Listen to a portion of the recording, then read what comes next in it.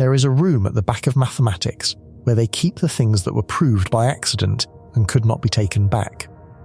Why can a solid ball be cut into 5 pieces, moved without stretching or bending anything, and reassembled into 2 solid balls the same size as the one you started with?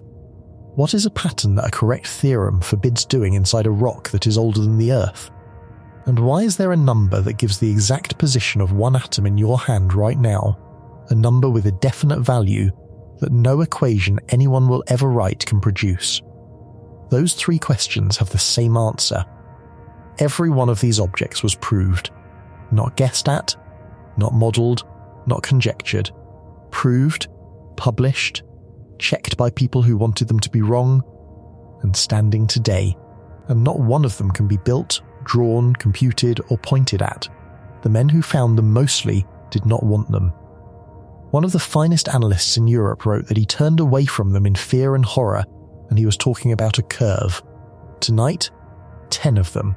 The monster that broke calculus, a horn you can fill but never paint. A crystal that fell out of the sky carrying a symmetry that should not exist, a number too large for the universe to hold the writing, and the census, published in 1936, that quietly says everything on that list is the tame part. Settle in, because by the end of this you are going to understand that every number you have ever seen, every constant in every equation, in every textbook, is drawn from a set that occupies none of the number line at all. If you want these episodes without ads, that lives over on our Patreon, Meridian Labs, which this channel is part of along with a handful of others. Ad-free episodes across every channel in the group, early access before anything goes public, and an audio-only feed if you would rather listen with the screen off. Subscribe or join if you haven't. Let's start where it started.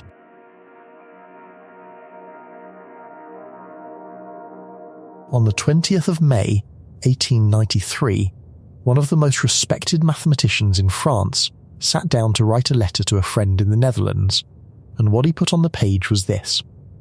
He said that he turned away with fear and horror from the lamentable plague of functions that have no derivatives. Fear, horror, plague. Charles Hermite was not writing about a war. He was not writing about an illness sweeping through Paris, or a death in his family, or anything that had happened in the physical world at all. He was writing about a curve, a shape you could draw on a piece of paper, or at least try to.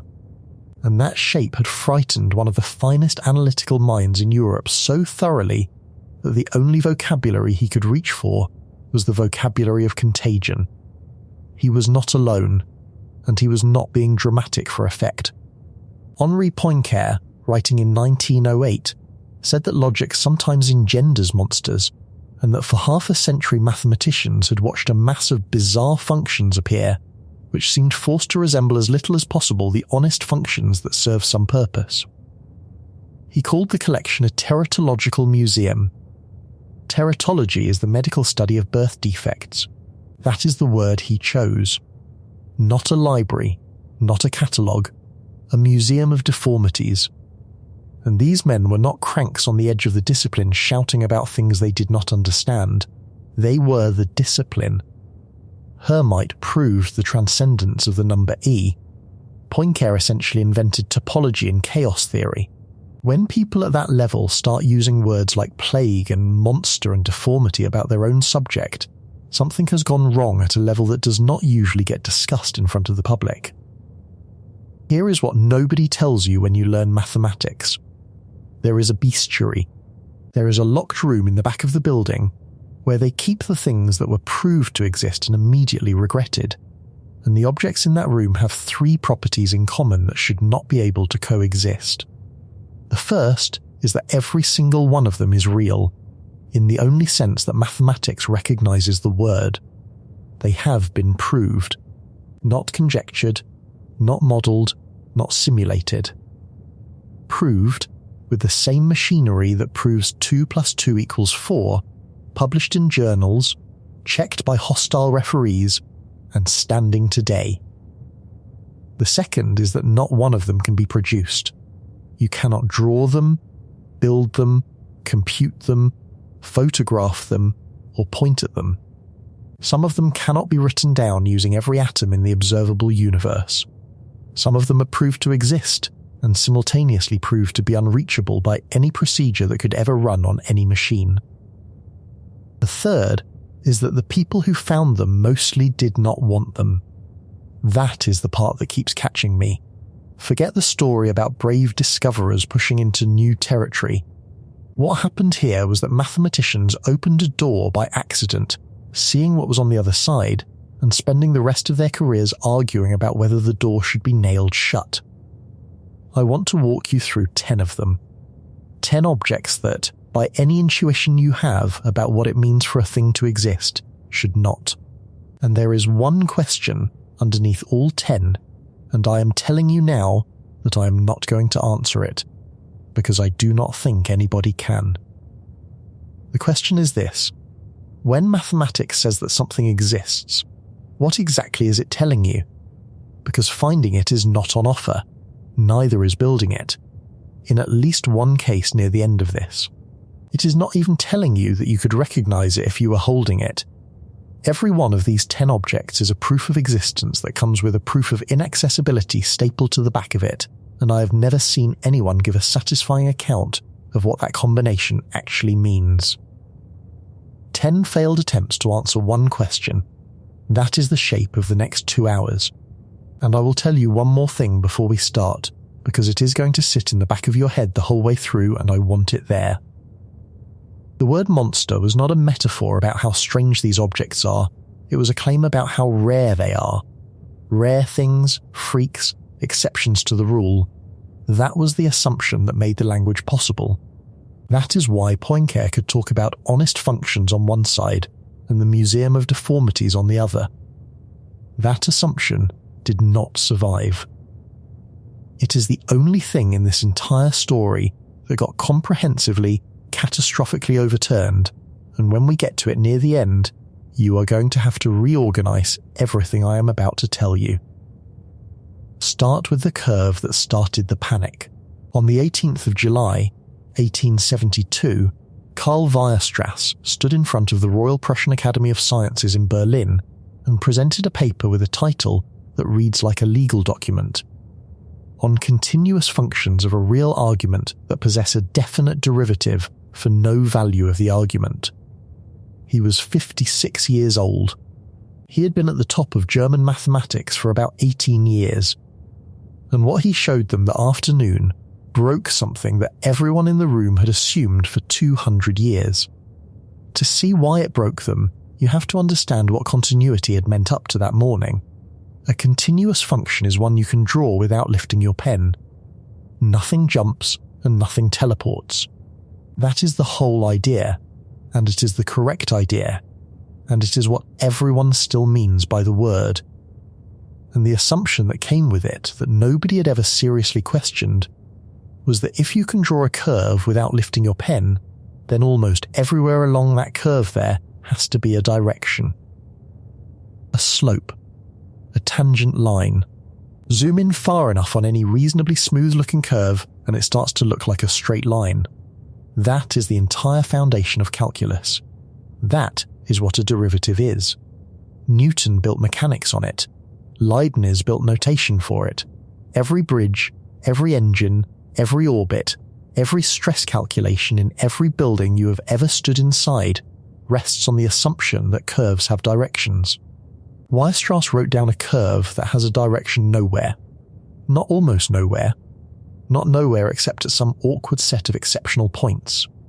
Nowhere, you can draw it without lifting your pen, which means it is continuous at every single one of the infinitely many points along it, and at every single one of those same points, it has no slope, no tangent, no direction of travel. Zoom in 1,000 times and it does not flatten out. Zoom in 1,000,000,000,000 times and it does not flatten out. It is jagged all the way down at every scale forever, and it never stops being jagged, and it never breaks. The construction itself is almost insultingly simple, which is part of why it landed so hard. You take a cosine wave, then you add another cosine wave that is smaller in height and much faster in frequency. Then another, smaller and faster again, and you keep going forever. The heights shrink fast enough that the total stays finite, which is what makes the thing continuous. The frequencies grow fast enough that the wiggle never smooths out, which is what kills the derivative. Weierstrass needed the growth of the frequency and the shrinkage of the height to satisfy a specific inequality, one where the product of the two parameters has to exceed 1 plus 3 pi over 2, and the frequency parameter had to be an odd whole number. Godfrey Harold Hardy came back to it in 1916 and proved that you could relax those conditions almost to the bone. The frequency does not have to be a whole number, the product only has to be at least 1. Hardy's version is the sharpest possible. Go any weaker, and it stops working.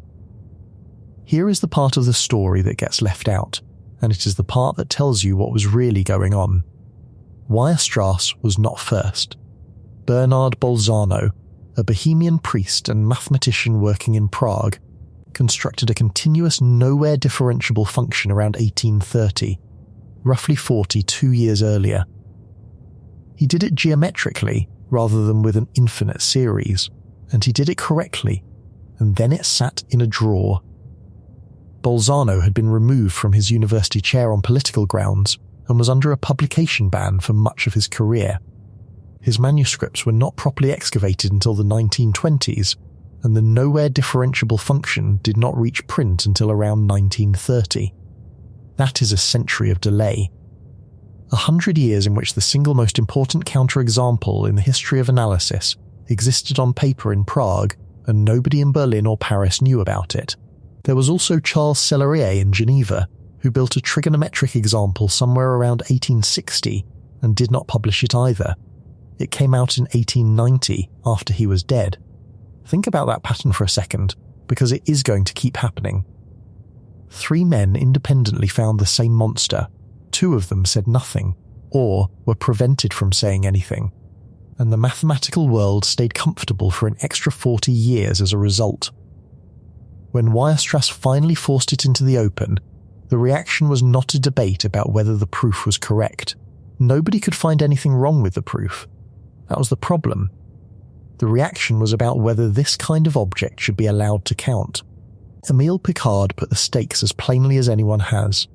He wrote that if Newton and Leibniz had thought that continuous functions do not necessarily have a derivative, which is the general case, then differential calculus would never have come into being. Read that again, because he is not making a small claim. He is saying that the entire apparatus of modern physics and engineering exists because its inventors happened to be wrong about something fundamental, and did not find out in time to be discouraged. And notice the phrase he slipped in the middle, which is the general case. Picard already knew by 1900 where this was going. Hold on to that. We are coming back to it, and it is going to be the last thing standing. Now here is the biography, and I am not telling you this because it is charming background. I am telling you because the shape of this man's life is the shape of the thing he found. Karl Weierstrass was born in Ostenfelde, in Westphalia, in October 1815. His father, a customs officer with ambitions, sent him to Bonn to study law and public finance, which is to say, sent him to become a bureaucrat. Weierstrass did not become a bureaucrat. He spent 4 years drinking and fencing and reading mathematics that was not on his syllabus, and he left the university with no degree at all. A complete institutional failure by every measure that existed at the time. What followed was 13 years of teaching secondary school, 6 years at a school in Deutsch-Krone, then 7 more at the Lyceum Hosianum in Braunsberg, out on the eastern edge of Prussia. He taught mathematics. He also taught calligraphy. He also taught gymnastics. He was doing original research at night, on his own, with no library worth the name, no colleagues who could follow any of it, and no realistic expectation that anyone ever would. There is a detail I keep returning to, which is that the man who would rewrite the foundations of analysis was, during those years, professionally responsible for supervising boys doing exercises in a school hall. In 1854, he published a memoir on abelian functions in Krell's journal, containing results he had worked out around 1849 and simply sat on. It was recognised immediately for what it was. Königsberg gave him an honorary doctorate on the 31st of March that year. He was 39. Within a few years he was in Berlin, and for the rest of the century. If you wanted to understand analysis, you went to hear Weierstrass lecture. 2 more details about him and then we go back to the mathematics. From 1850 onward he suffered attacks of vertigo, not mild dizziness. Attacks that lasted up to an hour and only subsided after violent vomiting. They came on during lectures. He eventually had to teach sitting down while a student wrote on the board for him. The man who spent his life making the ground underneath calculus rigorous spent 47 years unable to trust the ground under his own feet. And there was Sofia Kovalevskaya. She came to him in 1870 because women were barred from enrolling at Berlin, and he taught her privately in his own home. For years, and then fought to get her a doctorate she was not legally allowed to sit exams for. They corresponded for 20 years. More than 160 letters passed between them.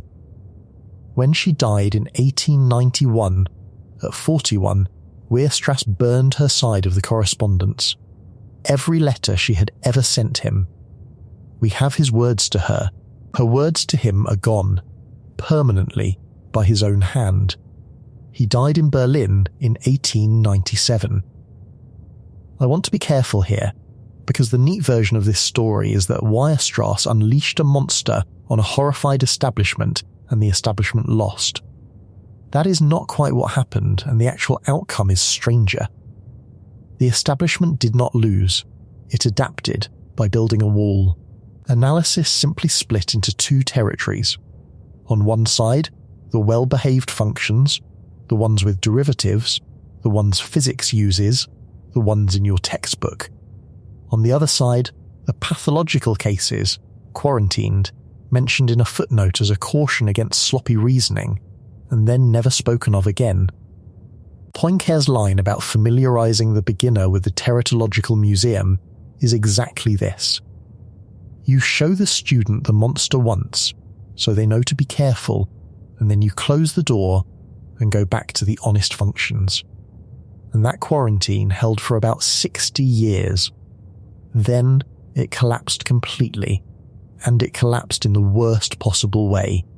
In 1931, Stefan Banach in Poland and Stefan Mazurkiewicz, working independently, asked a question nobody had thought to ask.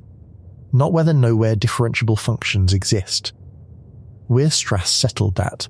The question was how many of them there are relative to everything else. The answer is that in the space of all continuous functions. The nowhere differentiable ones are not the exception. They are overwhelmingly the typical case. In the precise technical sense available, the functions that have a derivative somewhere form a vanishingly thin set, and the functions that have a derivative nowhere form essentially everything else. If you could somehow reach into the space of all continuous functions and pull one out at random, you would get a monster. Every time, getting a smooth curve would be the miracle. The Teratological Museum is not a museum. It was never a museum. It is the world outside, and the honest functions Poincaré was defending are the exhibits. I said the naming was a claim about rarity, and I said that claim did not survive. That was the first place it died. It is going to die 8 more times before we are finished, in 8 different ways. And by the end you are going to have to accept something about the relationship between mathematics and everything else that I still cannot get comfortable with.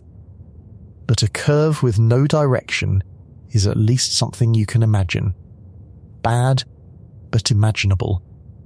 Weierstrass was not even the first monster. 231 years before Berlin, an Italian physicist working in Florence produced an object so much worse that the Catholic Church had already banned the method he used to find it. Take the curve that plots 1 divided by x.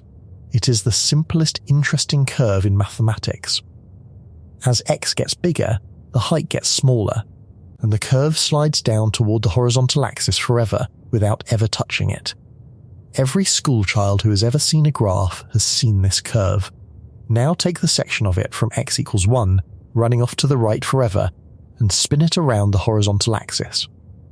What you get is a horn, wide at the mouth, tapering, narrowing, and never ending.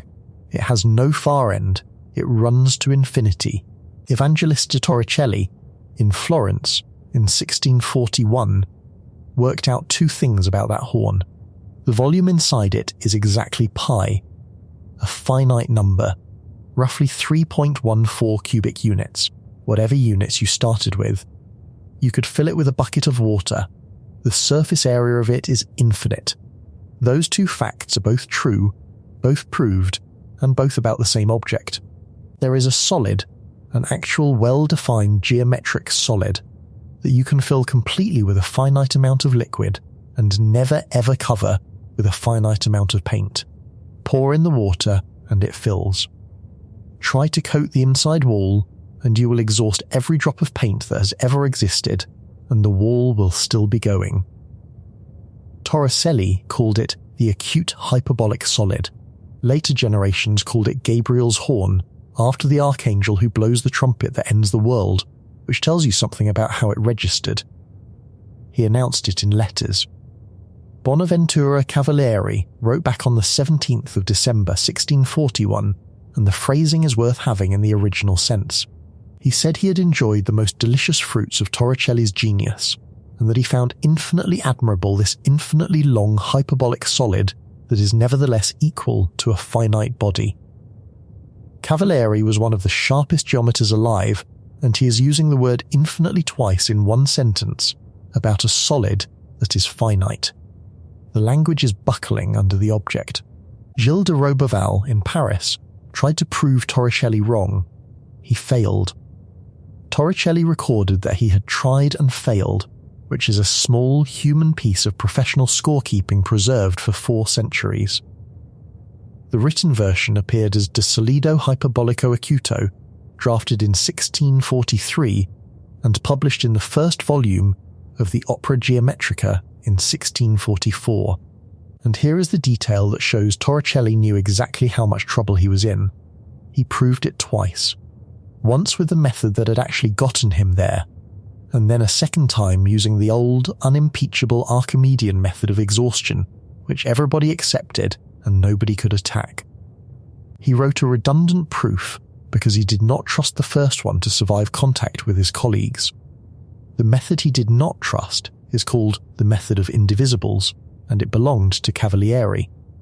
The idea was that a solid could be treated as a stack of infinitely many flat slices with no thickness, and an area as a stack of lines with no width. It works. It is the direct ancestor of integral calculus, and it is why we have the notation we have. It was also, at the time, illegal to teach in a substantial fraction of the schools in Europe. Not disapproved of, not out of fashion. Prohibited, in writing, by name. The Jesuit order ran the most extensive and most rigorous school network on the continent, and their revisers general in Rome had authority over what could be taught in every one of those institutions. On the 10th of August, 1632, they issued a ruling forbidding the teaching of the doctrine of indivisibles. That date is about 10 months before Galileo was condemned, and Amir Alexander opens his book on this episode with it, precisely because it has been sitting in the archive being ignored while everyone tells the Galileo story instead. The revisers reaffirmed it. They called the doctrine repugnant. They denounced it again in 1643 and again in 1649. And in 1651, it was written into the permanent list of prohibited propositions, one of about 65 doctrines that Jesuit teachers were forbidden to hold. Now I want to be honest about what this was and what it was not, because the version of this story that circulates online is usually cartoonish. This was not the church deciding that infinity was blasphemous. The objection was more specific, and frankly, more interesting than that. Indivisibles implied that a continuous magnitude was made of an infinity of parts with no extension, and the Jesuits, following Aristotle and following a deep institutional commitment to Euclidean geometry as the model of certain knowledge, held that this was incoherent, and that a mathematics built on incoherence would eventually be used to justify anything at all. They thought they were defending rigour. They were also defending an order of knowledge in which the right answer was reached by an approved method, and Cavalieri's slices reached right answers by a method nobody could justify. They were correct that the method was not rigorous. It took another 200 years to make it rigorous. They were also, in the only way that matters, completely wrong, and the mathematics they banned ran the Industrial Revolution. Thomas Hobbes hated the horn for different reasons, and hated it out loud. He would not accept that a solid could be actually infinite in extent, and tried to reinterpret Torricelli's infinitely long as merely indefinitely long, arguing that there cannot be a solid so subtle which does not infinitely exceed every finite solid. Hobbes was wrong, and being wrong about mathematics in public was something of a hobby for him, but notice what he is doing. He is not attacking the calculation, he is attacking the permission. He is saying you are not allowed to write down an object like that, and then reason about it as though it were a thing. That question, whether writing something down and reasoning about it consistently is enough to make it exist, is the question underneath all 10 of these objects, and Hobbes got there in the 1650s and lost the argument to a dead Italian.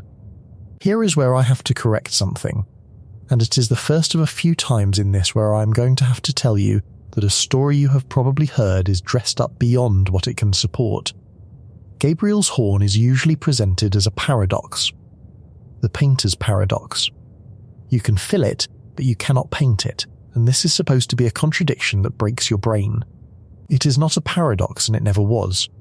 It is what happens when two integrals behave differently, and mathematicians knew exactly why by the end of the century. The volume calculation involves 1 over x squared, and the sum of 1 over x squared out to infinity converges to a finite number. The surface calculation involves 1 over x, and the sum of 1 over x out to infinity diverges. That is the whole thing. The harmonic series diverges, and the sum of inverse squares does not, and the horn is just those two facts wearing a costume. And the painting version fails for an even simpler reason. Mathematical paint has no thickness. When you say you fill the horn with pi cubic units of paint, you are coating the inside surface with a layer that gets thinner and thinner as the horn narrows, approaching zero thickness. Of course that covers an infinite area. It costs nothing to cover area with nothing. If you insist on real paint with a fixed thickness, then at some point down the horn the neck becomes narrower than a single molecule of the paint and the paint stops, and the whole scenario dissolves.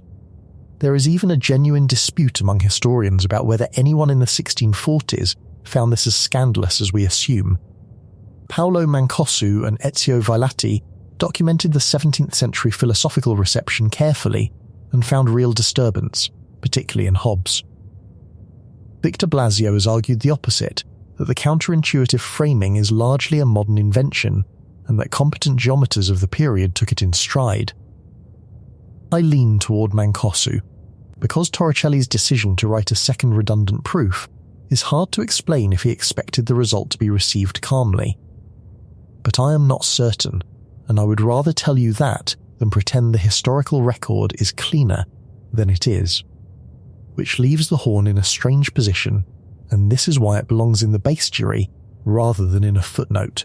The horn is perfectly possible, and once you do the arithmetic it is not even weird. It is completely consistent, entirely well behaved, and available to anyone who can integrate, and it is still an object that cannot exist, not because the mathematics forbids it. Because the universe does. There is not enough matter to make one. There is no material that could form a neck narrower than an atom and keep going. The horn is a perfectly legitimate mathematical object whose only defect is that it is the wrong shape for reality to hold. That is the first version of the failure I keep running into. The mathematics is fine. The mathematics is always fine. The gap is somewhere else. Torricelli did not get long to think about any of it. He was born in October 1608, and he arrived in Florence to work as Galileo's assistant and secretary for what turned out to be roughly the last 3 months of the old man's life. Galileo died in January 1642, blind, under house arrest, and Torricelli inherited his position as mathematician to the Grand Duke of Tuscany. In 1643 he filled a glass tube with mercury, inverted it in a dish, and watched the column stop falling at a certain height, which is how the barometer and the concept of atmospheric pressure entered the world. His name is on the unit of pressure and on the law of efflux. In 1647 he caught what was almost certainly typhoid fever and died within days. He was 39 years old. Large amounts of his work were unpublished at his death, in a house in Florence, in a city where the last man to publish something inconvenient had died under guard 5 years earlier. The horn survived because he wrote it down twice. None of that resolves anything, though. The horn is a case where a legitimate object simply cannot be built. And you can shrug that off, because plenty of things cannot be built. Therefore, the question sharpens rather than closing. It stops being about what mathematics permits and starts being about what you personally are willing to accept. And there is one object in this list where you already refuse. You have already seen it. You have already been shown the proof. And some part of you has already declined to believe it, and I can say that with confidence, because a large fraction of the people who teach mathematics for a living have declined to believe it too. Write down a decimal point, and then write 9s after it, and never stop. 0.9, repeating forever. Not a lot of 9s, not a googol of 9s, all of them, an actual completed infinity of 9s with no last one. That number is equal to 1, not approximately 1, not so close to 1 that the difference does not matter. Equal, it is the same number as 1. There are 2 strings of symbols and 1 number, in exactly the way that 1/2 and 0.5 are 2 strings of symbols and 1 number. You have probably been told this, and I would guess that something in you did not go along with it. There are at least 4 independent proofs, and they come from completely different directions, which matters, because when 4 unrelated pieces of machinery agree, it usually means the result is not an artifact of any one of them. The first is the geometric series. 0.9 repeating is 9/10 plus 9/100 plus 9,000ths and onward. That is a geometric series with first term 9/10 and ratio 1/10. The standard formula gives 9/10 divided by 9/10, which is 1. The second is the least upper bound. The real numbers are constructed so that any set of numbers bounded above has a smallest upper bound. The set of finite truncations, 0.9, 0.99, 0.999, is bounded above. Its smallest upper bound is 1, because any candidate smaller than 1 gets exceeded by some truncation eventually. 0.9 repeating is defined as that upper bound, therefore it is 1. The third is Dedekind cuts. If you build the reals by splitting the rationals into a lower set and an upper set, then 0.9 repeating and 1 produce the identical split. There is no rational number sitting between them to distinguish them, because if there were, it would have a decimal expansion that starts with a 9 and then eventually fails to be a 9. And that expansion would be smaller than some truncation. Same cut, same number. The fourth is Cauchy sequences. Build the reals as equivalence classes of sequences that bunch up. The sequence of truncations and the constant sequence of 1s have a difference that shrinks to 0. Same class, same number. 4 constructions. Same answer. This is not a convention that mathematicians agreed to adopt for convenience. It falls out of every rigorous definition of what a real number is, and if you rejected it, you would have to throw out the real number line and start again. And people reject it anyway, constantly, and they have been documented doing so for nearly 50 years. David Tall and Rolf Schwarzenberger published work in 1978 on how students conceive of these expansions, and what they found is that the students were not making arithmetic mistakes. They were reading the notation as a process rather than as an object. 0.9 repeating, to them, does not sit on the line as a number. It is a thing that is happening. It is approaching one. It is getting closer. It never arrives, because arriving is not what a process does. Ed Dubinsky and colleagues formalized this in 2005, and Robert Ely documented an undergraduate in 2010 who would not accept that 3.9 repeating equals 4, and would not accept that 1/3 equals 0.3 repeating, but had no problem at all with 1/2 equaling 0.5. That last detail is the one that gives it away. Her intuition was not broken. It was selectively triggered by expansions that never terminate.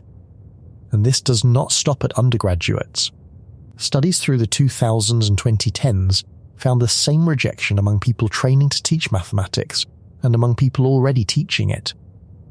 I want to be careful not to hand you a fake statistic here, because I could not trace a specific rejection rate to a primary source, and I am not going to invent one. What the literature supports, repeatedly and across countries, is that this is not a student problem. It goes all the way up.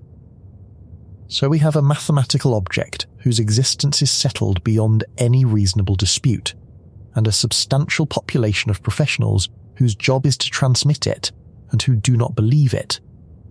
The interesting question has nothing to do with why people are wrong. It is why they are wrong in this particular way, because the error is far too consistent and far too educated to be carelessness. Here is what I think is actually happening, and it is the reason this object belongs in the base jury. Decimal notation is broken, and nobody tells you. Every real number in a system like this is supposed to have a name, and most of them have exactly one. But numbers whose expansions terminate have two names. 1.0 and 0.9 repeating are the same number. 2.5 and 2.49 repeating are the same number. The notation is not injective. It hands out two labels to the same object, and it does this only for a specific sparse family of numbers, and it never warns you. When someone insists that 0.9 repeating must be less than 1, they are detecting a real defect. They are correctly noticing that the notation has done something strange, and then drawing the wrong conclusion from it, which is that there must be two numbers rather than two names. That is not stupidity. That is a person whose pattern recognition is better than their training. Which brings us to infinitesimals, and to the place where popular explanations of this go badly wrong. The standard response to the objection is that there are no infinitesimals in the real numbers, and there are not, and that is a proof, not an opinion. But there are number systems that contain infinitesimals. Abraham Robinson built non-standard analysis in the 1960s on exactly that foundation, and it is rigorous, and it reproduces all of ordinary calculus. Mikhail Katz and Karen Katz argued in 2010 that student intuitions map naturally onto that landscape, and that treating those intuitions as simple errors is pedagogically clumsy. Here is the part that gets mangled everywhere. Even in the hyperreals, 0.9 repeating still equals 1. The infinite decimal is defined as the sum of the standard series. That sum is 1 in the hyperreals as much as anywhere else. What you can do in the hyperreals is write a different object, a string of 9s that terminates after an infinite but specific number of digits. And that object does fall short of 1 by an infinitesimal amount. But it is a different object with different notation and a different definition. It is not what 0.9 repeating means. So the sentence you will hear 1,000 times online, that 0.9 repeating is infinitesimally less than 1, is wrong in the real numbers, and is still wrong in the number system that was specifically built to make infinitesimals legal. There is no rigorous system in ordinary use where that sentence is true as written. If you have been repeating it, stop and if someone tells you it in a comment section with great confidence, you now know something they do not. There is one place where the intuition gets rewarded, and it is completely unhinged. In the 10 adic numbers, which are a legitimate number system used in number theory, you can write an infinite string of 9s going leftward instead of rightward. 9, 99, 9,999, continuing forever to the left. That object is well defined. And it equals -1. Add 1 to it, and every 9 rolls over into a 0, carrying forever, and what remains is 0. So the infinite string of 9s is the additive inverse of 1. Push the 9s to the right, and you get 1. Push the same 9s to the left, and you get -1. The digits are identical. The direction of the infinity is the only thing that changed. And it changed the answer by 2. That is the object. Nothing about it is exotic. It sits inside the number system you learned before you were 10 years old. It is proved 4 different ways. And you, and a significant fraction of the mathematics teaching profession, have some residual reluctance to sign off on it, and that reluctance is the failure this time, not the mathematics. The mathematics is airtight. What failed is the assumption that a proof is a thing that changes minds. 4 rigorous derivations, 5 decades of documented research on why they do not land, and the object still does not fit inside people's heads, including the heads of people paid to hold it. That is a bad sign for what is coming, because so far the resistance has been passive. Hermite recoiled and wrote a letter. The Jesuits banned a method and lost. Teachers quietly do not believe a theorem, and nothing much happens. But when a mathematical object that should not exist turns up in a piece of metal on a laboratory bench, and the man holding the metal is told to leave his research group, the resistance stops being an attitude and starts being a career. In 1961, Hal Wang, a logician at Harvard, was working on a problem about tiles. Square tiles with coloured edges, where the rule is that touching edges have to match. The question was whether you could decide, by an algorithm, if a given set of such tiles could cover an infinite plane. Wang showed the problem would be decidable if one thing were true. If every set of tiles that can cover the plane can also cover it periodically. Periodically means with a repeating pattern, the way bathroom tiles repeat, so that you could slide the whole covering over by some fixed distance and have it land exactly on itself. That seemed obviously right. It seemed right in the way that things seem right when nobody has bothered to check. If a set of shapes fits together to fill space forever, surely it has to fall into some repeating rhythm eventually. Where else could the pattern come from? Wang's own doctoral student proved it false. Robert Berger, in his thesis in 1964 and in a published monograph in 1966 titled The Undecidability of the Domino Problem, constructed a set of tiles that can cover the entire infinite plane and cannot ever do it periodically. Not will not. Cannot.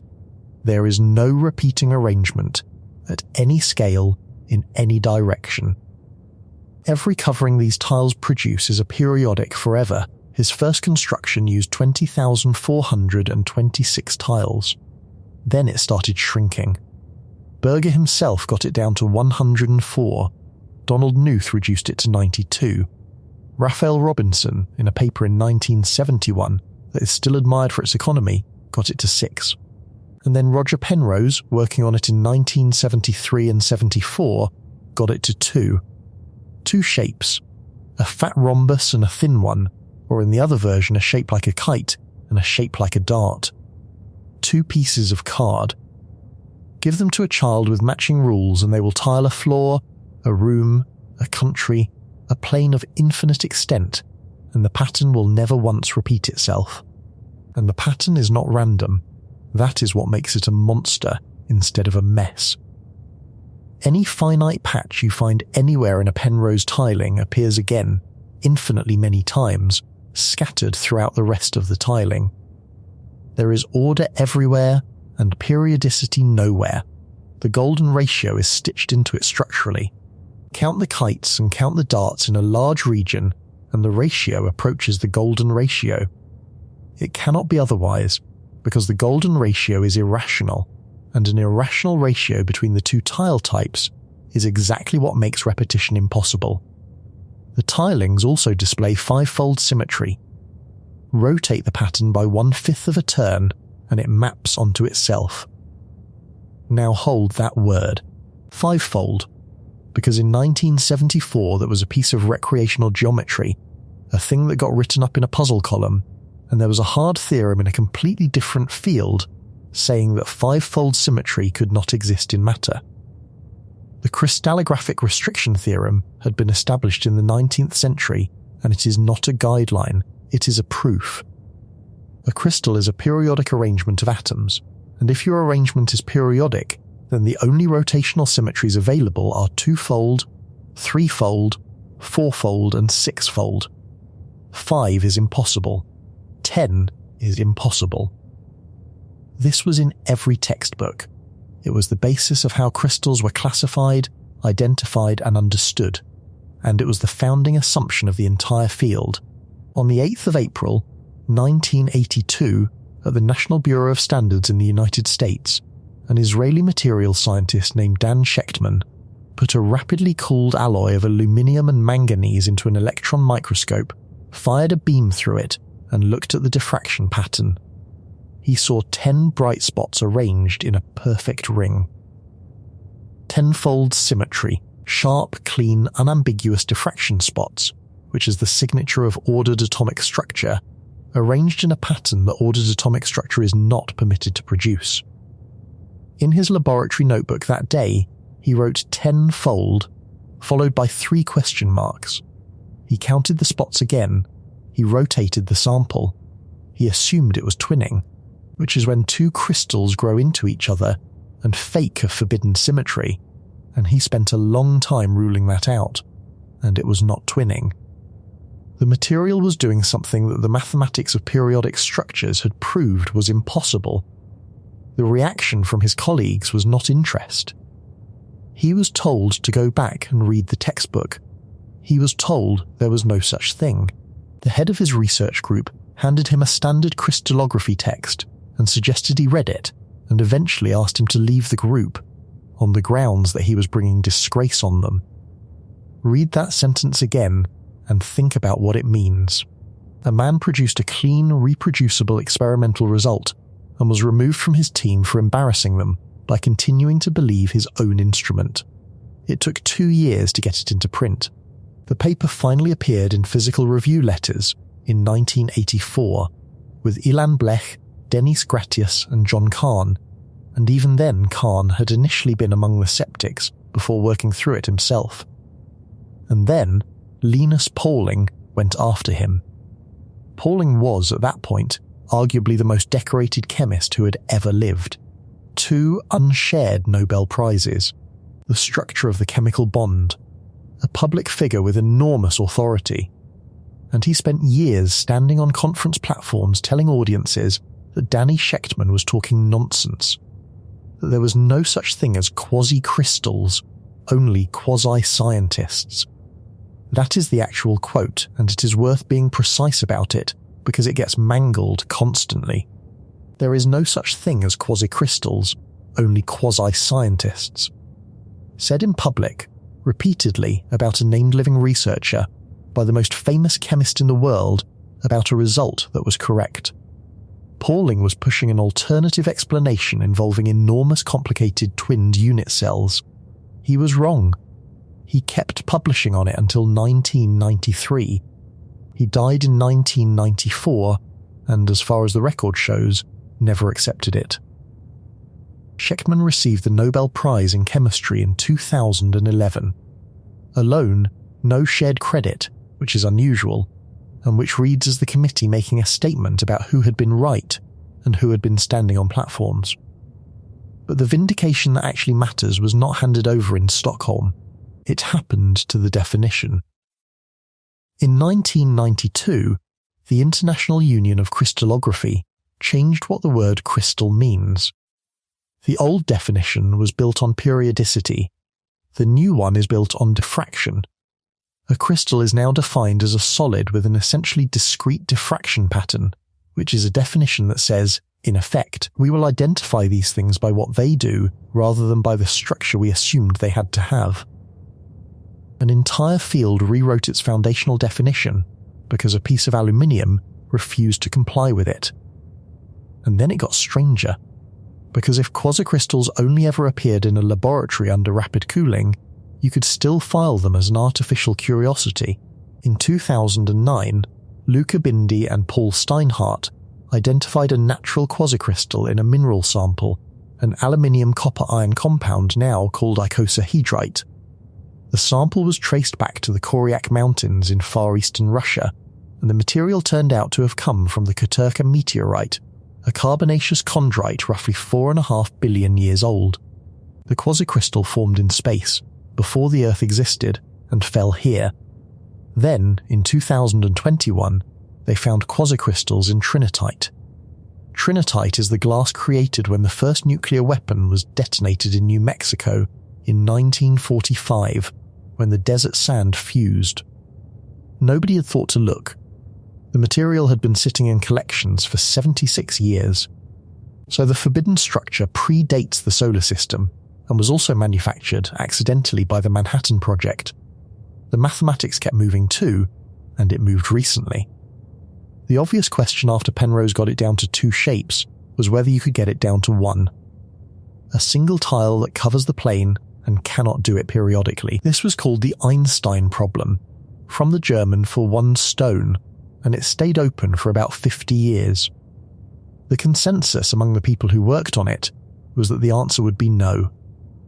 In March 2023, a preprint appeared from David Smith, Joseph Samuel Myers, Craig Kaplan, and Chaim Goodman Strauss. Smith is not a professional mathematician. He is a retired print technician in Yorkshire who had been cutting shapes out of card as a hobby, and he found a 13-sided shape, now called the hat, which tiles the plane and can only do so periodically. There was one small complaint, which was that the hat needs its mirror image as well as itself. 2 months later, the same team came back with the Spectre, which needs no reflections at all. A single shape, 1 tile, no exceptions. 50 years of the best people in the field, and it was solved by a hobbyist with a pair of scissors, and it was solved in 2023. Which is to say, it was solved recently enough that you were alive and paying attention to other things. So where does that leave the question we are actually chasing? Every previous object in this list was mathematics being strange on its own territory. You could keep them at arm's length. The horn cannot be built. The monster function cannot be drawn. The infinite string of 9s is a notation problem. Quasicrystals broke the arrangement. Here is a mathematical structure that was constructed as pure recreation, with no physical intent whatsoever, describing something that could not exist in matter according to a theorem that was correct. And matter was doing it anyway. Had been doing it. In a rock, since before there was an earth to put the rock on. The theorem was not wrong. The crystallographic restriction is still true. 5-fold symmetry is still impossible in a periodic structure. What was wrong was the assumption, so deep that nobody noticed it was an assumption, that ordered matter had to be periodic in the first place. An entire scientific discipline spent a century classifying reality using a category that reality was not obliged to respect, and when a sample turned up that fell outside the category. The first institutional response was to tell the man holding it to go and read a book. Keep that in your head. Because the thing we are building toward goes well past our categories being occasionally too narrow. It is that the categories we are capable of writing down might cover almost nothing at all, and that everything we have ever successfully described might be the thin, unrepresentative sliver of reality that happens to be describable. I am getting ahead of myself, therefore let me show you something smaller and more embarrassing first. A number that solves one of the oldest problems in mathematics, and is worthless. Finding a formula that produces prime numbers is one of the oldest ambitions in mathematics, and it has resisted everything. The primes are the atoms of arithmetic, every whole number is built from them, and their distribution is stubbornly, maddeningly irregular. Euler tried. Fermat tried and got it wrong. Nobody has ever found a simple expression that reliably outputs primes and nothing else. In 1947, William Mills published a paper in the Bulletin of the American Mathematical Society titled A Prime Representing Function. It is 1 page long. What Mills proved is this. There exists a real number a greater than 1, such that if you raise a to the power of 3 and take the whole number part, you get a prime. And if you raise a to the power of 3 times 3, which is 27, and take the whole number part, you get a prime. And 9 times 3, and so on, cubing the exponent forever. Every single output is prime, not usually, not with exceptions. Every one, infinitely many, forever, that number is called Mills' constant. It begins 1.3063788386386 and continues. Feed it into the machine and it produces 2. Then 11. Then 1,361. Then 2,521,008,887. The numbers explode in size almost immediately, because you are cubing an exponent, and by the 13th output you are looking at a prime with tens of thousands of digits. A single real number that encodes an infinite sequence of primes. It exists. It is unique if you take the smallest one, and it has been proved to 5 decimal places of ordinary mathematical rigor and beyond. It is also completely useless, and the way in which it is useless is the interesting part. Here is how you compute Mills' constant. You find the first prime, then you find the smallest prime larger than the cube of the previous one. Then you find the smallest prime larger than the cube of that one. You keep doing this, and the sequence of primes you generate determines, digit by digit, the value of a. You cannot get the primes out of the constant unless you already had the primes to build the constant. It is a machine that dispenses exactly what you put into it, encoded in a different format. Mills' constant does not predict primes. It stores them. It is a very elegant, very compressed filing system for a sequence you had to compute the hard way first. And there is no shortcut in, because the shortcut is the thing you are trying to find. Mills knew this perfectly well. His paper was answering a specific technical question about whether prime representing functions of that form could exist at all, and the answer was yes, and that was a real result. The problem is entirely downstream. Mills' constant gets presented constantly in popular mathematics content as though somebody solved the prime formula problem in 1947 and nobody noticed. It is described as a formula that generates primes. It generates nothing. If you see that framing, the person telling you has not looked at how the constant is defined. But the circularity is not the worst thing about it. The worst thing is that we do not actually know what the number is. The best known computation is by Chris Caldwell and Yuanyo Cheng in 2005. They calculated 6,850 decimal digits. It is a serious piece of work, and it is conditional. Every one of those digits assumes the Riemann hypothesis is true. The Riemann hypothesis has been open since 1859. It is the most important unsolved problem in mathematics. There is $1 million prize on it. It concerns the distribution of the zeros of a particular complex function, and among the many things it would give you if it were true is a guarantee about how far apart consecutive primes can be. Specifically, if the Riemann hypothesis holds, there is always a prime between any 2 consecutive cubes. That guarantee is what lets you pin down the digits of Mills' constant, because at each step you need to know that the next prime you are looking for is close enough to be findable. Without the Riemann hypothesis, you fall back on unconditional results about gaps between primes. And those are enormously weaker. Mills' original proof relied on a 1937 result by Albert Ingham on prime gaps, which was strong enough to prove the constant exists, but nowhere near strong enough to compute it precisely. So the situation is this. We have proved that a specific real number exists. We have proved it is unique. We have written down thousands of its digits, and every one of those digits is hostage to a conjecture that has defeated every mathematician who has attacked it for 167 years. If the Riemann hypothesis turns out to be false, we do not know what Mills' constant is. We know it is in there somewhere. We have been reading a number whose identity depends on something nobody can establish, and until very recently, we did not even know whether it was rational. That is an extraordinary sentence, and I want to make sure it registers properly. A rational number is one that can be written as a fraction. 2/3 is rational. The square root of 2 is not. Deciding which side a given number falls on is often the hardest question you can ask about it.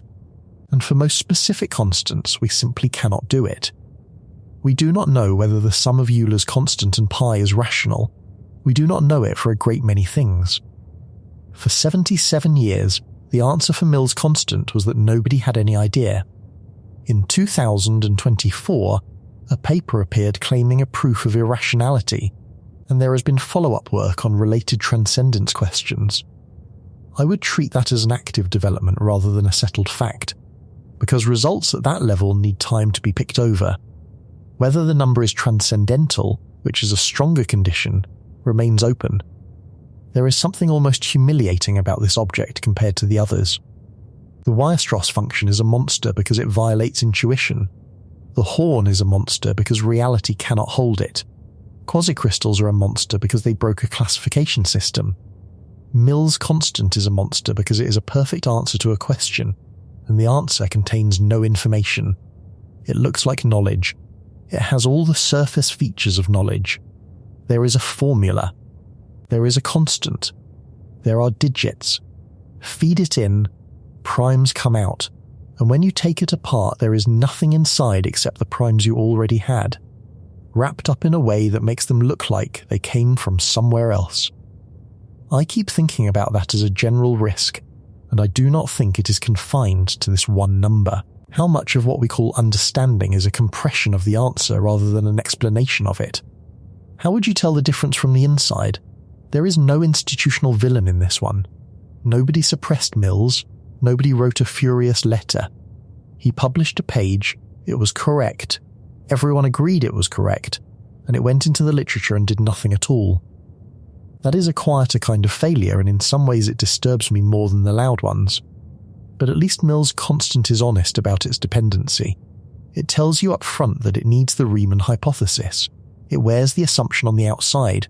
Therefore, the obvious question is what happens when the assumption is invisible? What happens when a pattern in the primes has been checked and checked and checked, out past any number a human being can conceive of, with no exception ever found, and every mathematician alive believes it, and it is false? Because that has already happened. 3 times. And in one of those cases we still cannot find where it goes wrong. Pick a number. Count how many primes are less than it. That count is called pi of x, which has nothing to do with the circle constant, and is an unfortunate collision of notation that we are stuck with. Carl Friedrich Gauss, as a teenager, noticed that this count is closely tracked by a particular integral called the logarithmic integral written lie of x. Not exactly equal. Close. Astonishingly close. And getting proportionally closer as the numbers get larger. This observation eventually became the prime number theorem, and it is one of the great achievements of the 19th century. And there was a bonus observation that came with it. Free, obvious, and unearned. The logarithmic integral is always a little bit too big. It always overestimates. Count the primes below 100, below 1,000, below 1,000,000, below 1,000,000,000, and every single time the true count comes in under the prediction. Gauss believed it. Riemann believed it. Every computation anyone has ever performed confirms it. we have checked this out past 10 to the 25th power and beyond. That is more numbers than there are grains of sand on Earth, by an enormous margin. It has never failed. Not once. Not by a little. The gap between prediction and reality always falls on the same side. In 1914, John Edensor Littlewood at Cambridge proved that it fails. Not might fail. Fails, and not once. Infinitely many times. He proved that the difference between the true prime count and the logarithmic integral changes sign infinitely often, which means there are infinitely many stretches of the number line where the count exceeds the prediction, and infinitely many where it does not, alternating forever. He did not find one. He proved they have to be there. This is a genuinely different kind of mathematical statement from the others in this list, and I want to be exact about what it does to you. Littlewood did not disprove a conjecture by producing a counterexample. He proved that infinitely many counterexamples exist without exhibiting a single one, and more than a century later, with computers that Littlewood could not have imagined. Nobody has ever exhibited one either. Somewhere out there on the number line is the first place the primes break the rule. It is called the Littlewood violation, or the first crossover. It has a definite value. It is a specific whole number. We have never seen it, and nobody expects to. Stanley Skewes was Littlewood's student, and in 1933 he did the obvious next thing, which was to ask how far out you have to go. Assuming the Riemann hypothesis, he proved the first crossover occurs somewhere below e raised to the power of e raised to the power of e raised to the 79, which is approximately 10 to the power of 10 to the power of 10 to the 34. I want to try to convey what that is, and I am going to fail, but let me try anyway. 10 to the 34 is a number with 35 digits. Fine. 10 to the power of that is a number with more digits than there are atoms in the observable universe. There are roughly 10 to the 80th atoms in everything we can see. This number has 10 to the 34 digits, which means writing it out would require a quantity of digits vastly exceeding the atom count of the cosmos by a factor of about 10 to the 54th, and then Skewes' number is 10 raised to the power of that. The number of digits in the number of digits in Skewes' number already exceeds the storage capacity of the universe. In 1955, Skewes published a second bound, this one not assuming the Riemann hypothesis. Without that crutch, the bound gets worse. The commonly cited figure is 10 to the power of 10 to the power of 10 to the 963. There are alternative renderings of Skewes' second result in the literature that come out at a considerably smaller tower, and I am flagging that because you will find both, and they are both attributable to the same 1955 work read in different ways. Godfrey Harold Hardy, who was Littlewood's collaborator for 35 years, said it was the largest number which has ever served any definite purpose in mathematics. That quote is everywhere, and it is almost always misattributed. You will see it credited to A Mathematician's Apology, Hardy's famous little book about the aesthetics of mathematics. It does not appear in the Apology anywhere. It comes from Ramanujan, 12 lectures on subjects suggested by his life and work, published in 1940 in the lecture on the distribution of primes. If you use that quote, use it correctly, because the people who fact-check you will check that. Since then, the bound has come down enormously. Hermann Terrielli got it to around 10 to the 371st power in 1986. Carter Bayes and Richard Hudson got it to roughly 1.4 times 10 to the 316th power in the year 2000. And further work by Chow and Plyman, by Sauter and Demichel, and by Stoll and Demichel in 2011 has refined the picture. Demichel's estimate puts the actual first crossing somewhere close to that bound rather than far below it. And from the other direction, rigorous work has established that there is no crossover below roughly 10 to the 14th, so the answer sits somewhere between 10 to the 14th and 10 to the 316th. That is the state of human knowledge on the location of a specific whole number. We have narrowed it down to a range spanning 300 orders of magnitude.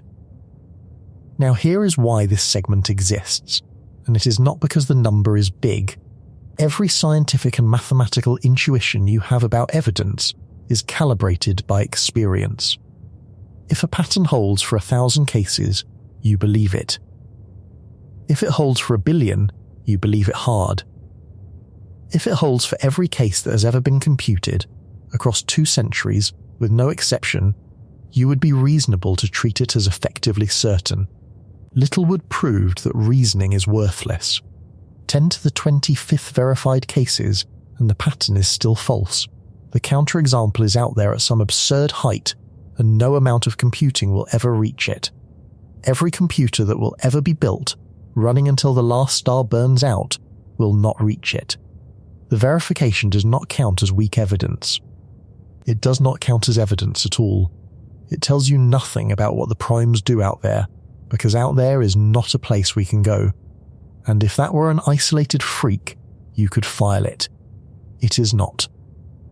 In 1919, George Polya conjectured something about the parity of prime factors. Take any whole number and count how many primes multiply together to make it, counting repeats.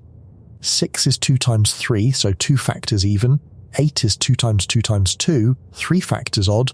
Polya conjectured that as you go up through the numbers, the ones with an odd number of factors are always at least as common as the ones with an even number. At least half, always, it holds for a very long time. It was verified far enough that people were confident.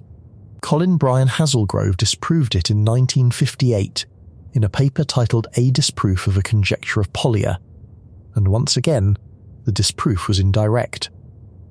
He proved a counterexample must exist without producing one. It took 2 more years for Sherman Lehman to produce an explicit one, and it took until 1980 for Minoru Tanaka to find the smallest. It is 906,150,257. I want to flag something here because it matters for anyone who goes looking. There is a widely available reference work that gives the smallest counterexample as 906,180,359 and credits it to Lehman. That figure is wrong. The correct value is Tanaka's from 1980. The error has propagated. If you look this up and find the other number, you have found a bad source. Then there is Mertens, and Mertens is the one that actually unsettles me. Franz Mertens conjectured in 1897, following a letter Thomas Stiltiers had written to Hermite in 1885, that a particular running sum connected to prime factorizations always stays smaller in magnitude than the square root of the number you have reached. It is a clean, natural bound. It was verified computationally to enormous heights. And it implies the Riemann hypothesis, which meant that for most of a century there was a real hope that proving it would settle the biggest problem in mathematics. In 1985, Andrew Odlyzko and Herman Terrielle disproved it. They did it with lattice basis reduction, a technique from computational number theory, and they did it without ever finding a counterexample. 41 years later, we still have not found one. The best we can say is that the first counterexample lies below the exponential of 1.59 times 10 to the 40th, with more recent work bringing that ceiling down somewhat. We know the conjecture is false. We know a number exists that breaks it. We have no idea what that number is, and every computation ever performed on the question agrees with the false conjecture. Sit with the structure of that for a moment. There is a statement about ordinary whole numbers. Every piece of evidence humanity has ever gathered supports it. It is false. We know it is false because of a proof, not because of a discovery, and the object that falsifies it has never been seen by anyone and may never be. That is 3 separate occasions where the primes held a line for longer than the observable universe can count, and then broke it. And in 2 of those 3 cases the breaking point remains invisible. There is a temptation to describe this as the primes being deceptive, and I have to be careful because it is exactly the kind of language that slides into mysticism. But I will say this much. A pattern is not random noise that happens to look orderly. The apparent regularity is a genuine structural feature of the primes at accessible scales, and it is a structural feature that reverses at scales we cannot reach. The order is real. The order is also local, and the region where the order holds happens to coincide almost exactly with the region we are physically capable of examining. That coincidence is going to come back because Skewes' number is enormous, but it is enormous in a way you can still write down. 10 to the power of 10 to the power of 10 to the 963 fits on this page. Hardy called it the largest number ever to serve a definite purpose. And he was right in 1940, and he was wrong by 1977. Because a mathematician in New Jersey gave a number to a journalist over a conversation, and that number is so large that the notation we use for size stops working before you can even begin to describe it. The problem Graham was working on sounds like a party game. Take a cube. Now take a cube in 4 dimensions, then 5, then however many you like. A cube in n dimensions has corners, and you can draw a line between every pair of corners. Now colour each of those lines either red or blue. Any way you want, be as clever or as perverse as you like. The question is whether you can always avoid one particular configuration, specifically 4 corners that all lie in a single flat plane, where all 6 lines connecting them are the same colour. In low dimensions you can dodge it easily. The question is whether there is some dimension high enough that dodging becomes impossible, some number of dimensions where no matter how fiendishly you colour the lines, a monochromatic flat 4-corner configuration is forced to appear. Ronald Graham and Bruce Rothschild proved in 1971 that such a dimension exists, and gave an upper bound for it. Then Graham talked to Martin Gardner. Gardner wrote the Mathematical Games column in Scientific American, and he wanted to describe the result to a general readership, and the bound in the published paper is technically awkward to state. So Graham gave him a different number. Larger, cruder, but far easier to define. Gardner published it in November 1977 and described it as a bound so vast that it held the record for the largest number ever used in a serious mathematical proof. That number is what the world calls Graham's number. Here is the correction, and almost nobody who talks about this gets it right. Graham's number is not the bound from the 1971 paper. It never appeared in that paper. The published bound is smaller and is sometimes called Little Graham. What everyone celebrates as the famous largest number in mathematics is a number that was constructed for a magazine article because the real one was inconvenient to explain. Now let me build it, because the construction is where the horror is. You need Donald Knuth's up arrow notation. 1 arrow means exponentiation.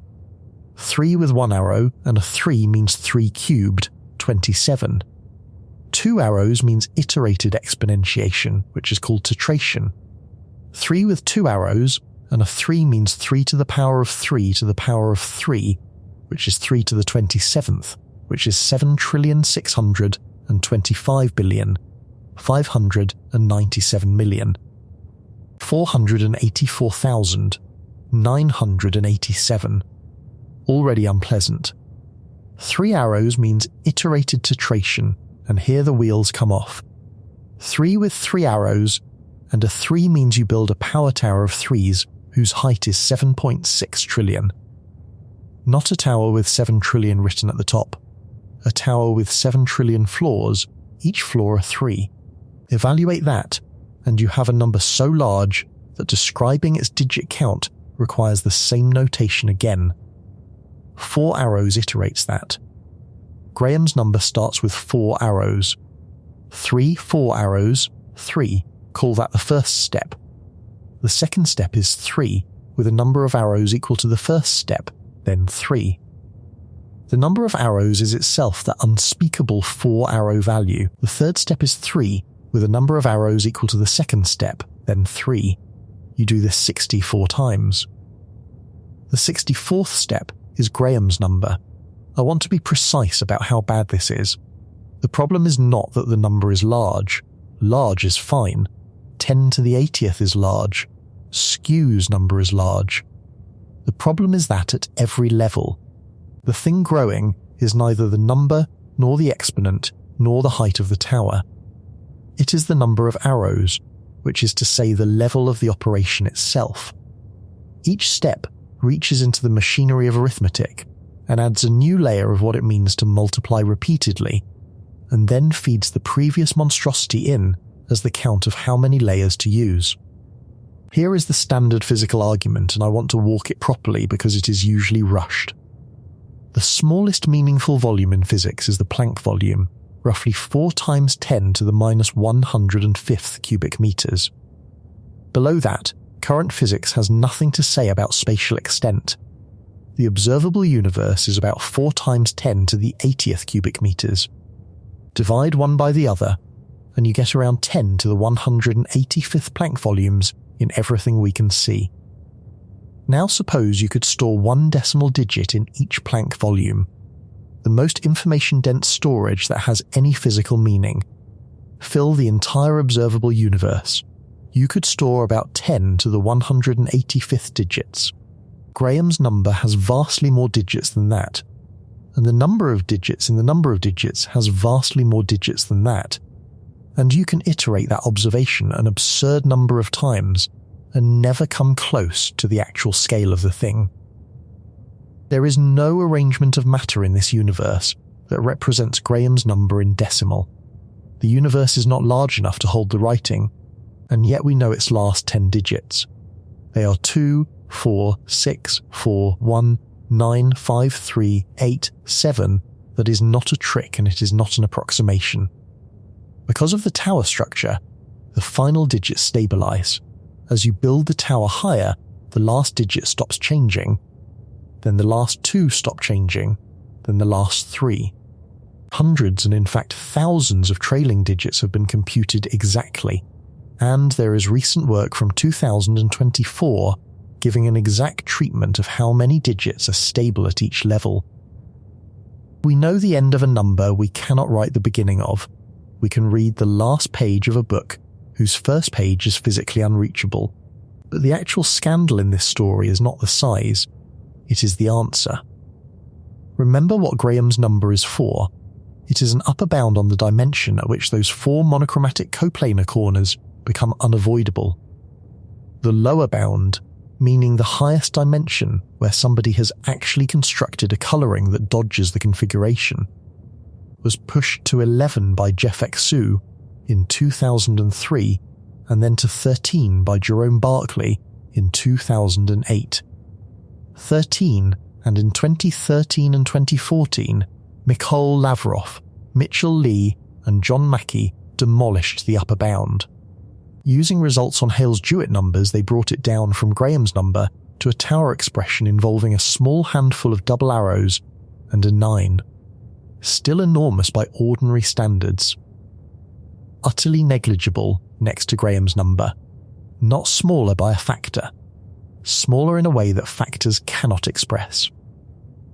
So the true answer is somewhere between 13 and that. There is a reasonable chance the answer to this problem is a 2-digit number. For roughly 40 years, the mathematical world carried around, as a kind of trophy, a number that could not be written in the universe, as the answer to a question whose answer might turn out to be 13. That gap between what we know and what we have proved may be the widest gap in the history of the subject. It is not that we were slightly imprecise. We were wrong about the scale of our own ignorance by a margin that has no name. I find that more disturbing than the size of the number, and I think it is the actual lesson. The number was never a fact about the problem. It was a fact about the crudeness of the technique available in 1971. It measured us, not the mathematics. Ronald Graham was, by every account, one of the more delightful people in 20th century mathematics. He was a serious juggler and served as president of the International Jugglers Association, and he was a competitive trampolinist who paid his way through part of his education performing in a circus act. He was Paul Erdős's closest institutional friend, and because Erdős had no home, no bank account and no interest in money, Graham managed his finances. He handled the prize checks Erdős gave away, kept his correspondence, and maintained a room in his house that was permanently Erdős's room. He married Fan Chung, one of the finest combinatorialists of her generation, and they published together for decades. He died in July 2020. There is something appropriate about the number being his. It is not a solemn number. It was invented for a magazine column, it turned out to be laughably far from the truth, and the man who made it spent his spare time throwing objects in the air and catching them. But laughable or not, Graham's number does something the previous objects do not. It is fully specified. There is no ambiguity about what it is. Every digit of it is determined, exactly, by a finite instruction you could write on a napkin. It is unwritable and completely knowable at the same time. That combination has been quietly holding this whole list together, and it is about to break. Because up to now, every object we have looked at has at least been describable. The recipe exists. Weierstrass gave you a series. Torricelli gave you a curve to spin. Penrose gave you 2 shapes. Graham gave you 64 steps. The object may be unbuildable, unwritable, unimaginable, but the instruction that specifies it is finite, and you can hold it. Therefore, the question I have been circling all along has a sharper form now. What happens when the instruction is the thing that cannot exist? What happens when a mathematical object is proved to be real and proved to have no description at all? We are 2 objects away from that. And the one in between takes a solid ball and turns it into 2 solid balls. Take a solid ball. A perfect mathematical sphere, filled in, the size of a pea. Cut it into 5 pieces. Move the pieces. You are allowed to rotate them and slide them. You are not allowed to stretch them, squash them, bend them, or add anything. Rigid motions only, the kind of movement you could do with a physical object in your hands. Reassemble. You now have 2 solid balls, each one identical in size to the one you started with.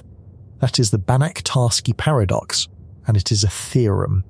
It was published in 1924 in Fundamenta Mathematicae, Volume 6, pages 244 to 277, in French, under the title On the Decomposition of Point Sets into Respectively Congruent Parts. The authors were Stefan Banach and Alfred Tarski. It has never been refuted, it has never been weakened. And it follows from the standard axioms of set theory that essentially all working mathematicians use. Robert Robinson proved in 1947 that 5 pieces are enough, and that 5 is the minimum.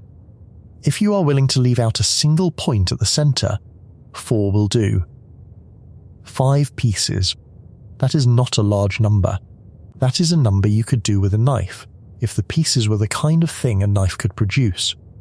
Let me tell you what the pieces actually are, because this is where the theorem stops being a magic trick and becomes something much more unpleasant. They are not pieces in any sense you have a word for. They are not chunks. They are not slices. They are not connected. Each one is an infinitely intricate cloud of individual points, scattered through the volume of the ball, dust that is everywhere and nowhere, with a structure so pathological that the concept of volume does not apply to it. Not that the volume is 0, not that the volume is hard to compute. The volume does not exist. There is no consistent number you can assign to it. Sets like this are called non-measurable, and Giuseppe Vitali had constructed the first one in 1905, nearly 20 years earlier. Felix Hausdorff produced a version of the sphere paradox in 1914, in a paper in Mathematische Annalen, which Banach and Tarski then sharpened into the full doubling result. Once you know the pieces have no volume, the paradox stops being a violation of conservation. Nothing is created, because there was nothing measurable to conserve. You took an object with a volume, decomposed it into 5 things that have no volume at all, moved them, and reassembled them into 2 objects that each have a volume.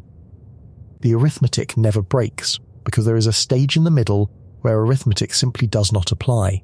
That resolution is correct, and it is also the least comforting resolution I have ever encountered, because what it actually says is that inside the continuum, inside the ordinary solid sphere you have been imagining since you were a child, there are subsets so badly behaved that the notion of how much stuff is here has no meaning. Now I have to tell you about the axiom, because everything hangs on it. To construct the 5 pieces, you have to make an infinite number of arbitrary choices. Specifically, the sphere gets carved up into an uncountable collection of families of points, and you need to reach into every single family and pick one point out, with no rule that tells you which one. There is no formula, there is no procedure, there is no algorithm, there is nothing that could ever be executed. You simply assert that the selection can be made. That assertion is the axiom of choice, and it was formalized by Ernst Zermelo in 1904. It sounds harmless. It sounds like it should be a theorem rather than an axiom. Given a collection of non-empty boxes, you can pick one thing from each box. Of course you can. Who could object? Bertrand Russell explained the problem with a pair of examples that have stuck for 100 years. Given infinitely many pairs of shoes, you can choose one from each pair with a rule. Take the left one. Given infinitely many pairs of socks, there is no rule. The socks are identical. You have to just choose, infinitely many times, arbitrarily, with nothing guiding you. The axiom of choice says you can. And the axiom of choice produces a sphere that doubles. Here is where I want to put some pressure on the standard account, because I think the standard account is a dodge. The usual line is that Banach Tarski is not really paradoxical, that it just shows the axiom of choice has counterintuitive consequences, and everyone moves on. Fine, but notice what happened next. Historically, mathematicians did not resolve the tension. They did not decide the axiom was wrong. They kept it, because vast quantities of standard mathematics collapse without it, including results in analysis and algebra and topology that nobody is willing to give up. Janusz Palikowski proved in 1991 that you do not even need the full axiom, that the Hahn-Banach theorem, which is basic functional analysis, is already strong enough to produce the paradox. So the community made a choice, and it was a professional choice rather than a philosophical one. Keep the axiom, keep the theorems, and stop bringing up the sphere. I am not accusing anyone of dishonesty. There is no conspiracy here, and there is no suppressed result. What there is 100 years of a discipline living comfortably with a foundational assumption whose most vivid consequence is something it declines to discuss in front of outsiders, and which appears in undergraduate education, if it appears at all, as a curiosity for the last 10 minutes of a lecture on measure theory. There is one more piece of the mathematics that deserves attention, because it is genuinely strange. The paradox does not work in one dimension. It does not work in 2 dimensions. You cannot double a disk. You cannot double a line segment. It works from 3 dimensions upward. The reason is a fact about rotations. The group of rotations in 3-dimensional space contains, hidden inside it, a free group on 2 generators. That means you can find 2 specific rotations such that no combination of them and their reverses ever brings you back to where you started, except in the trivial way. That structure is what generates the duplication. The rotation group in 2 dimensions does not contain it, because rotations of a plane all commute with each other, and the whole thing is what mathematicians call amenable. John von Neumann worked this out in 1929 and gave the property its name, which means the doubling of the sphere is not a fact about spheres, or about volume, or about set theory in the abstract. It is a fact about the number 3. Space has enough room from 3 dimensions onward for rotations to tangle in a way that permits this, in our dimension, the one you are sitting in. I want to actually show you the mechanism, because the theorem gets described 1,000 times without anyone explaining how the trick works, and the trick is comprehensible. Take 2 rotations of the sphere, Call one of them A and the other B. Choose them so that no sequence of these rotations and their reverses ever returns you to the starting position, unless the sequence cancels out trivially. Doing A and then undoing A gets you home. Nothing else does. That property is what makes the pair free, and it is available in 3-dimensional space and not in 2. Now think of every possible sequence you could build. A, then B, then A followed by B, then B followed by the reverse of A. There are infinitely many such sequences, and each one is a distinct rotation of the sphere. Sort them into 4 boxes according to the first move in the sequence. Sequences starting with A. Sequences starting with the reverse of A.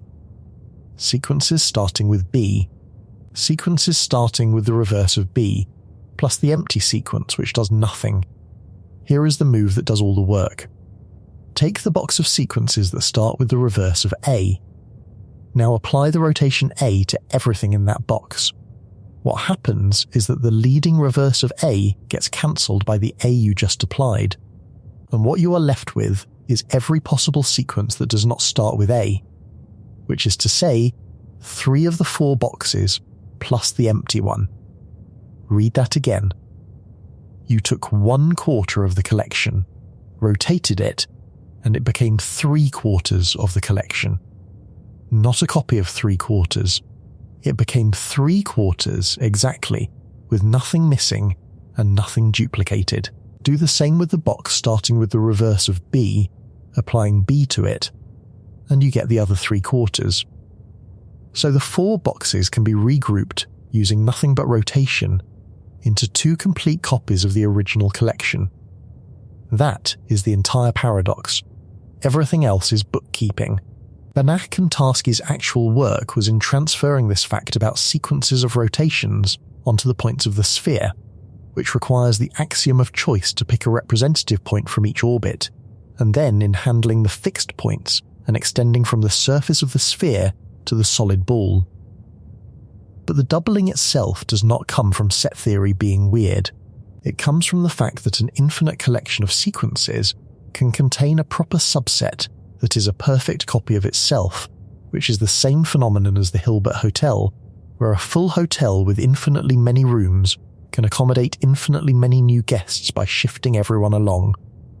The difference is that Hilbert's Hotel is a story, and this is a rotation you could in principle perform with your hands, if the pieces were the kind of thing hands could hold. That last clause is doing a lot of work, and it is exactly where the theorem stops being physical. Which brings me to the correction that has to be made here, because this one gets misrepresented more than anything else on this list. Nothing is duplicated. Nothing physical happens. You cannot do this with an orange, and every video that shows you an orange splitting into 2 oranges is lying to you. Matter is made of atoms, which come in whole numbers, and there is no atomic decomposition that produces twice the atoms. The pieces required by the theorem are non-measurable point sets that no physical process can produce, no instrument can isolate, and no material can be composed of. There is not even a way to describe an individual piece, because the axiom of choice asserts they exist without ever telling you what they are. The theorem was never about spheres. It is a statement about the structure of the continuum, using a sphere as a vehicle, and the reason it feels like a violation of physics is that we habitually imagine mathematical solids as being made of stuff. They are not made of stuff. They are made of points, and points do not have the properties that stuff has, and the gap between those 2 facts is where 100 years of popular misunderstanding lives. Now the men. Stefan Banach was born in Krakow on the 30th of March, 1892, illegitimate and given up by his mother within days. He carried her surname and never established a relationship with her. He was raised by a laundress and her family. He had no expectation of an academic career and was working odd jobs and studying mathematics alone. In the spring of 1916, Hugo Steinhaus, already an established mathematician, was walking through the Planty, the park that rings the old town in Krakow, and overheard 2 young men on a bench arguing about the Lebesgue integral. The Lebesgue integral was cutting edge at the time. Steinhaus later said it was as though he had overheard a conversation that should not have been possible in that place. He introduced himself. One of the young men was Banach. Steinhaus called finding him his greatest mathematical discovery. Banach became the centre of the Luau School, and the Luau School ran out of a coffee house, the Scottish Café. They wrote on the marble tabletops in pencil, and the waiters cleaned it off overnight, until Banach's wife Lucia bought a thick notebook and left it with the café staff. On the 17th of July, 1935, the first problem was written in it.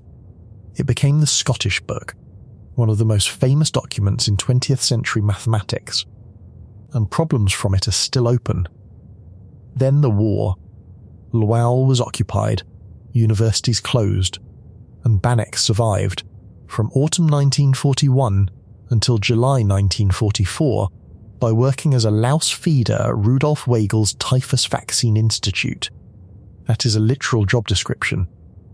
Cages of lice were strapped to his legs, and the lice, infected with typhus, fed on his blood, and the engorged insects were then used to manufacture vaccine. It was one of the few positions that came with documents good enough to keep a Polish intellectual alive. Several members of the Luau School did the same work. It was that, or be shot, and many of their colleagues were shot. He was diagnosed with lung cancer in January 1945 and died on the 31st of August that year, aged 53, in the city he had made famous. He is buried in Lice Cemetery. Alfred Tarski was born in Warsaw on the 14th of January 1901 into a Polish Jewish family, and his name was Alfred Teitelbaum. In 1923 he changed it to Tarski and converted to Catholicism. He was not religious in either direction. He did it because anti-Semitism made an academic career in Poland functionally impossible under his own name, and it did not work anyway. He was the outstanding logician of his generation, and he never got a full professorship in Poland. There is a story from his early years in America, at a seminar, when someone in the audience interrupted to say that the result under discussion had already been done by Teitelbaum. Tarski shouted, "I am Teitelbaum."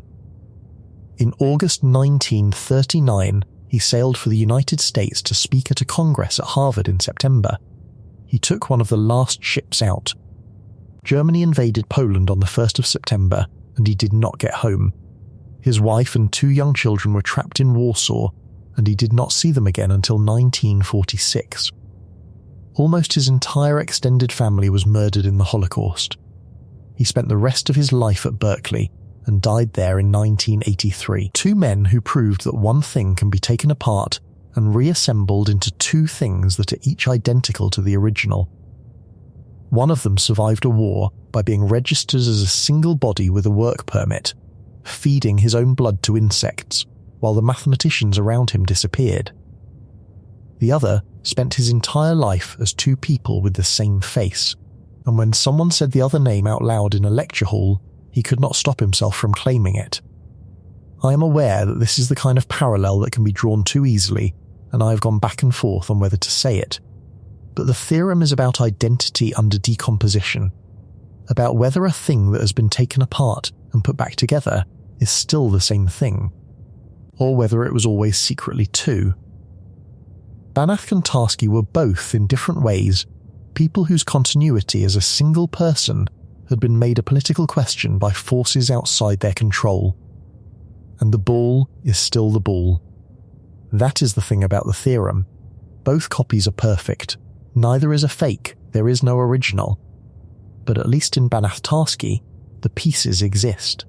They are horrible, they are non-measurable, they cannot be drawn or specified, but the axiom asserts them, and the proof handles them, and they are, in the language of the field, there, therefore, we arrive at the object where even that fails.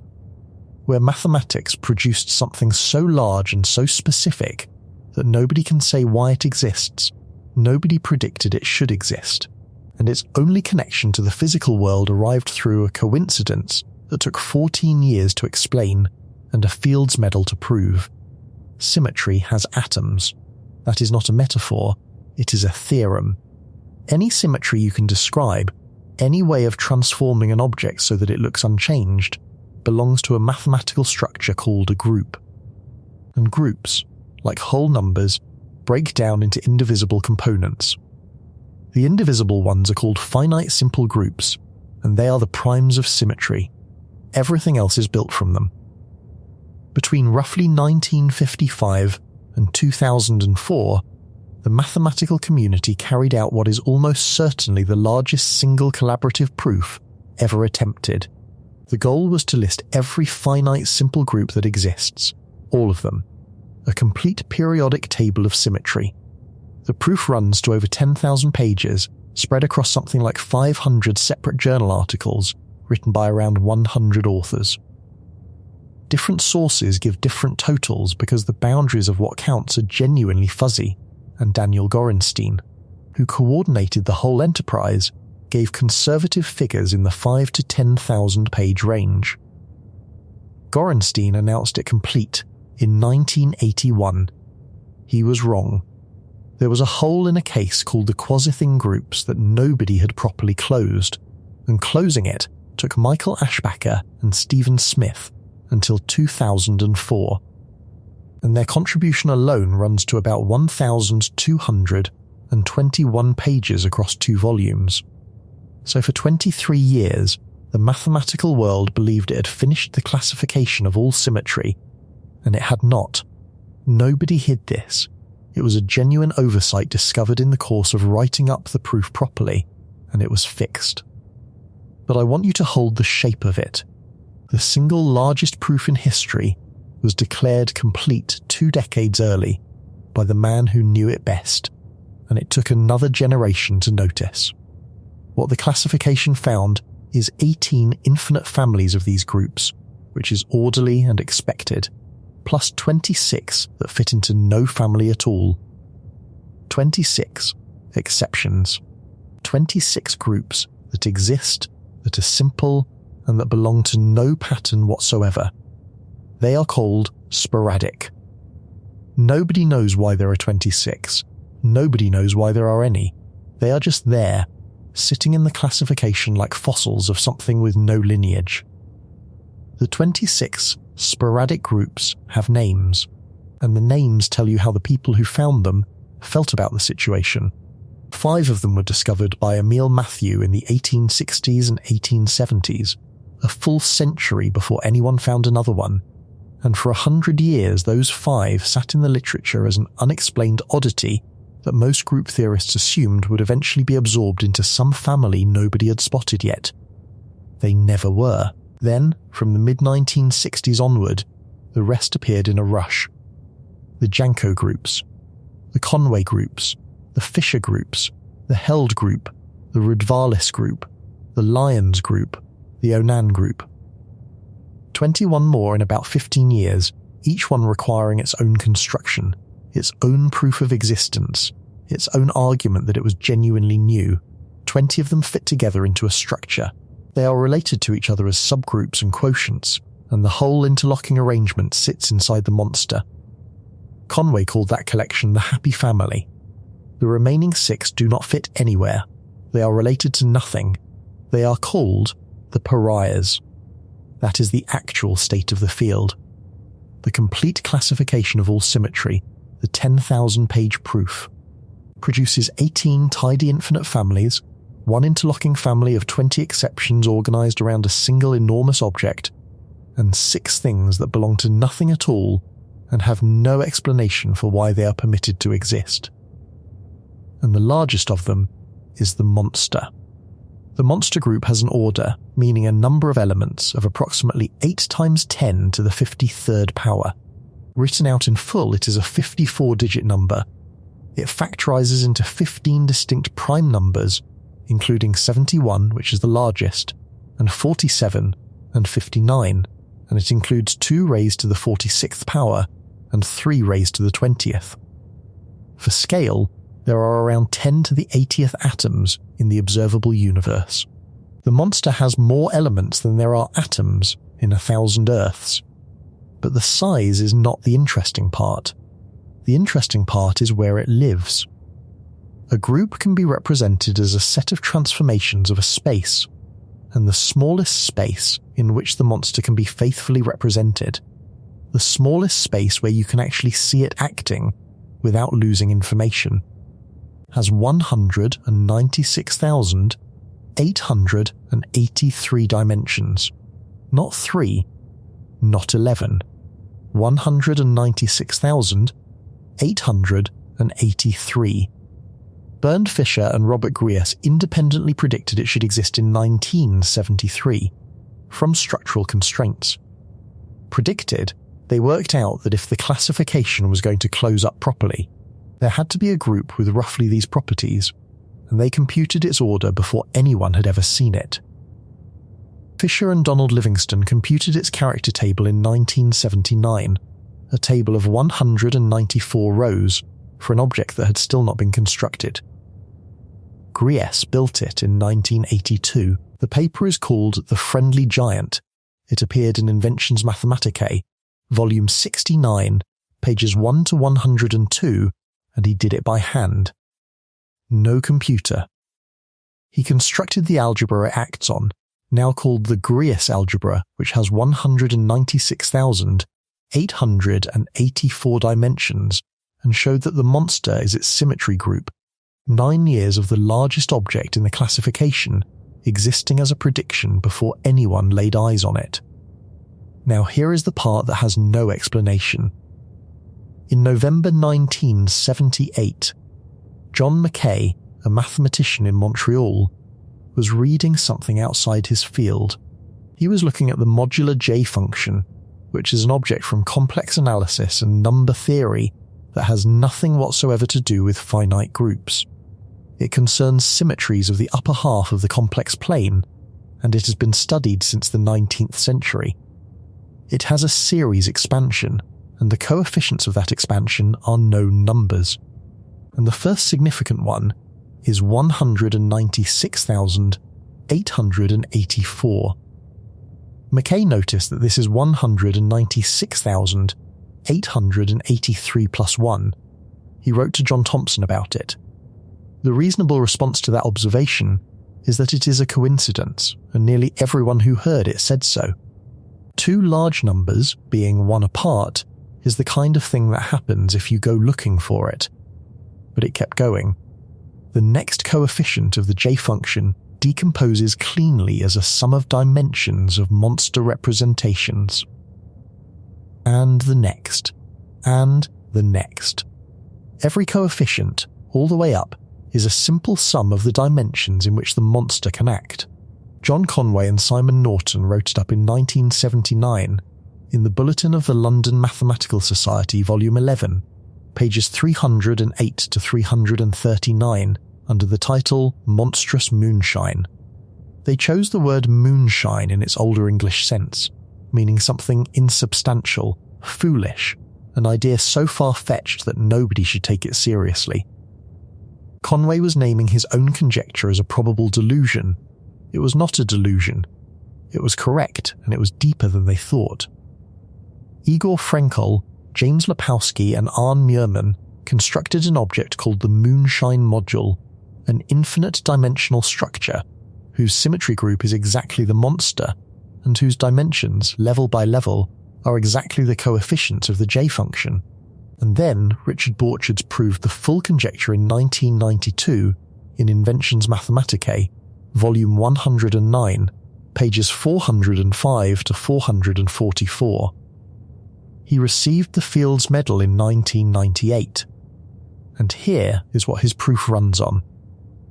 Borchards used vertex operator algebras, and the crucial technical ingredient is the no-ghost theorem, which comes from string theory, specifically from the bosonic string in 26 dimensions. The largest sporadic exception in the classification of all symmetry is connected, by a proof nobody has been able to make intuitive, to a 19th century function about the complex plane through machinery that physicists developed while trying to describe fundamental particles in a 26-dimensional spacetime that does not exist. I have read multiple accounts of this, and none of them tell you why. They tell you that it is true. The proof is airtight, and has been checked for 34 years. What no one can tell you is what the monster is, what it is doing there, or why an object that appears in the classification of symmetry as a leftover with no family should be the hidden symmetry of a string theory construction. Conway said, in an interview a few years before his death, that the one thing he would really like to know before he died is why the monster group exists. He did not find out. He died in April 2020. I want to note something in passing about the sourcing, because this story attracts embellishment. You will find a line attributed to Conway about moonshine being the most bizarre thing in mathematics. I could not trace it to a primary source, and I am not going to hand it to you as a quotation when I cannot stand behind it. The line about wanting to know before he died is real, and it is on record. That one is enough. Here is the shape of the failure this time, and it is the sharpest one so far. Every previous object was strange in a way you could locate. The Weierstrass function violated an assumption about smoothness. The horn was an artifact of two integrals behaving differently. Banach Tarski traces back to a specific axiom you could, in principle, refuse. The monster has no such story. No controversial assumption produces it. No quirk of notation produces it. It falls out of the most conservative, most heavily checked, most collaboratively verified proof in the history of mathematics, and it has no reason to be there. Nothing requires it. Nothing simpler implies it. 25 other sporadic groups sit alongside it, equally unexplained. And the whole set of them looks like debris from a process nobody has identified. And this thing that nobody asked for and nobody can explain turns out to be woven into number theory and into the mathematics of strings. I keep coming back to a specific discomfort with this one. In every other case in this list, the strangeness is a consequence of a decision we made. We defined continuity a certain way. We adopted an axiom. We chose a notation. Change the decision and the monster changes with it. The monster is not like that. Nobody decided it. It was found, the way you find a mountain. It was predicted from constraints, computed before it was seen, built by hand, and then discovered to be quietly connected to structures on the other side of the subject that had no business knowing about it. That is what an object looks like when it is not our fault. But the monster is at least a specific thing with a specific description. It has a name, an order, a construction, a character table, a Fields Medal attached to it. 9 years of prediction, and then somebody wrote it down. Therefore here is the last one, and it is a census rather than an object. And what it says is that everything we have looked at so far, every monster in this entire list, belongs to the same infinitesimally thin category as the well-behaved things they were supposed to be exceptions to. Think about how you were introduced to numbers. Whole numbers first, then fractions. Then somebody told you about the square root of 2, and that it cannot be written as a fraction, and that the Greeks were upset about it. Then pi and e, and you were told these are special, difficult, exotic numbers with infinite non-repeating decimal expansions, and that mathematicians treasure them. That picture is upside down, not slightly. Completely, Joseph Liouville, in Paris in 1844, announced the first number ever proved to be transcendental. Transcendental means it solves no polynomial equation with whole number coefficients. It is the square root of nothing, the cube root of nothing, and the answer to no algebraic question you could pose. He published the fuller version in 1851. The number he built has a 1 in the first decimal place, a 1 in the second, a 1 in the sixth, a 1 in the 24th, at every factorial position, and zeros everywhere else. Nobody had ever exhibited such a number before. It took mathematicians until 1844 to produce a single example of a kind of number that, it would shortly emerge, constitutes essentially all of them. I want to flag something here because this specific piece of history is routinely mangled in popular content, including in content that is otherwise careful. Liouville's 1844 result is about transcendence. It is not about counting, it is not about computability, and it does not prove anything about how many numbers can be written down. 3 completely separate results get compressed into one date and one claim, and the compression destroys the actual story. Here is the actual story. 30 years after Liouville, in 1874, Georg Cantor proved 2 things in one paper. The algebraic numbers, meaning every number that solves any polynomial equation with whole number coefficients, form a countable set. Countable means you can line them up in an infinite list, a first, a second, a third, indexed by the whole numbers, missing none. And the real numbers cannot be listed. There is no infinite list that contains all of them. In 1891 he gave the argument everyone knows, the diagonal argument, which takes any proposed list of real numbers and constructs one that is not on it. Put those together and the conclusion is immediate and violent.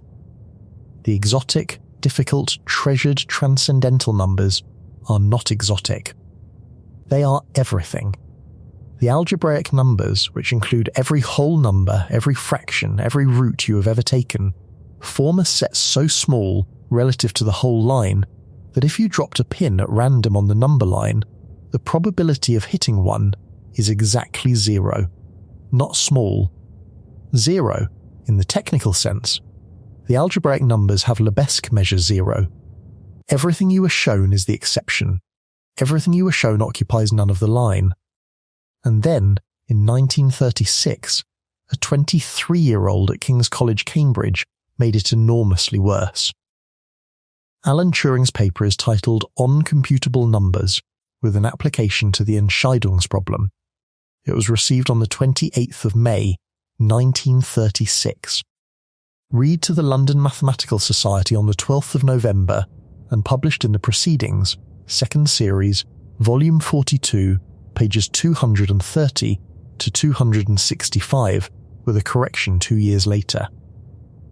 Everyone remembers this paper for the machine. The Turing machine, invented in it as a formalization of what a mechanical procedure is, and the proof that no procedure can decide in general whether another procedure halts. Almost nobody remembers what the paper is called. It is called Uncomputable Numbers, and the computable numbers are the actual subject. Turing defines a real number as computable if there is a procedure that will produce its decimal expansion, digit after digit, indefinitely. Give the machine enough time, and it will tell you the millionth digit, the billionth digit, any digit you ask for. Pi is computable. There are algorithms that produce its digits, and they run on hardware you own. The square root of 2 is computable. Every algebraic number is computable. Every number that has ever appeared in a physics equation is computable. Every number anyone has ever named is computable, with a handful of deliberately constructed exceptions we will get to. And computable numbers are countable. The reason is almost insultingly simple. A procedure is a finite set of instructions. Finite instructions written in a finite alphabet can be listed. First all the 1-character programs, then the 2-character programs, and so on. That list contains every algorithm that will ever be written, by anyone, ever, in any language, on any hardware, in any civilization anywhere in the universe. It is an infinite list, but it is a listable infinity. Therefore the computable numbers are countable, therefore they have measure 0, therefore almost every real number is non-computable. Say what that means out loud, slowly, because the phrasing has to be exact. Almost every number that exists cannot be produced by any procedure. Not because we have not found the procedure, not because the procedure is too slow, or the computer too small, or the mathematics too young. Because there is no procedure. There is no algorithm, no formula, no infinite series, no method of any kind, executable by any machine that can be built under the laws of this universe that produces its digits. If you could reach into the number line and pull out a point at random, you would, with probability 1, be holding something that cannot be computed. Every number you have ever seen, every constant in every equation in every textbook, every value ever printed anywhere, is drawn from a set of measures 0. Gregory Chaitin, in 1975, produced a specific example to make it concrete. Chaitin's constant, usually written as omega, is the probability that a randomly constructed program halts. It is a perfectly well-defined real number between 0 and 1. It has a definite value. And it is provably non-computable. Worse than that, it is algorithmically random, meaning its digits contain no compressible pattern at all. Knowing the first million digits tells you nothing about the next one. It is a fixed, specific, determined number that behaves exactly like an infinite sequence of coin flips. There is a version of this that goes further, and I have to slow down here, because this is the place where popular mathematics content goes badly and confidently wrong, and I would rather lose you for a minute than hand you something false. The tempting next step is to say that since a definition is a finite string of symbols, and finite strings are countable, almost all real numbers are undefinable, not just uncomputable, impossible to specify at all by any description of any length in any language. That argument feels airtight, and it is not a theorem. It runs directly into a wall that has been known for over a century. Jules Richard constructed a paradox in 1905 by applying exactly this kind of reasoning to definability and generating a contradiction. Thorolf Skolem showed that set theory has countable models that nevertheless satisfy every statement asserting the reals are uncountable, which means the notion of how many things there are is not as absolute as it sounds. Alfred Tarski, the same Tarski from the sphere, proved in the 1930s that truth in a sufficiently rich formal language cannot be defined inside that language, which means definability is not something a formal system can talk about coherently about itself. And then Joel David Hankins, with Jonas Reitz and David Linetsky, proved something that ends the naive argument entirely. There exist models of set theory, entirely legitimate ones, in which every single object is definable. Point-wise definable models. In such a model, every real number has a description. There are no undefinable numbers at all. So the sentence almost all numbers are undefinable, stated flatly, is not a result of mathematics at all. It is a plausible sounding claim that dissolves when you try to make it precise, and the fact that it is repeated everywhere with total confidence is a good demonstration of how far a persuasive argument can travel without ever being checked. The non-computability result has no such problem. That one is a theorem, it is clean, it survives every attempt to make it precise, and it says what it says. Almost every number cannot be produced by any process. The three men who built this result did not have quiet lives.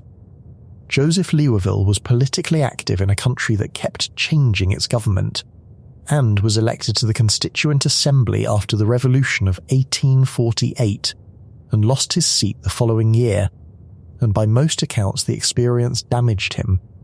He founded the journal that bears his name, and he was the man who rescued Évariste Galois's papers from oblivion, which is a debt the subject has never fully acknowledged.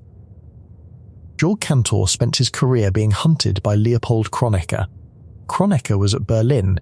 He controlled appointments and journals across German mathematics, and he held the position that mathematics should concern itself only with objects that can be constructed in finitely many steps. Completed infinities were, to him, meaningless noise. Cantor's entire life's work was completed infinities. As transmitted by Cantor's biographers, particularly Joseph Daubin's standard study from 1979, Kronecker called him a corrupter of youth, a charlatan, and a renegade, and said that he did not know whether philosophy or theology predominated in Cantor's theory, but he was certain there was no mathematics in it. I should be honest that these particular epithets come to us through the biographical tradition, rather than through a single surviving manuscript in Kronecker's hand. What is thoroughly documented is the effect. Kronecker blocked publications, obstructed appointments, and worked to keep Cantor out of Berlin permanently. Cantor spent his entire career at Halle, a provincial university he considered a life sentence, and never got the position he wanted. In May 1884, he suffered the first of a long series of severe depressive breakdowns. They recurred for the rest of his life. He spent extended periods in the Halle Nerve Clinic. In his later years, he turned increasingly to the question of whether Francis Bacon wrote Shakespeare's plays, and to theological correspondence about the nature of the infinite, and produced comparatively little mathematics. He died on the 6th of January, 1918 in that sanatorium, during the final winter of the First World War, in a Germany where the civilian food supply had collapsed and institutional patients were among the first to be underfed. A heart attack, in a state of malnutrition, in an asylum.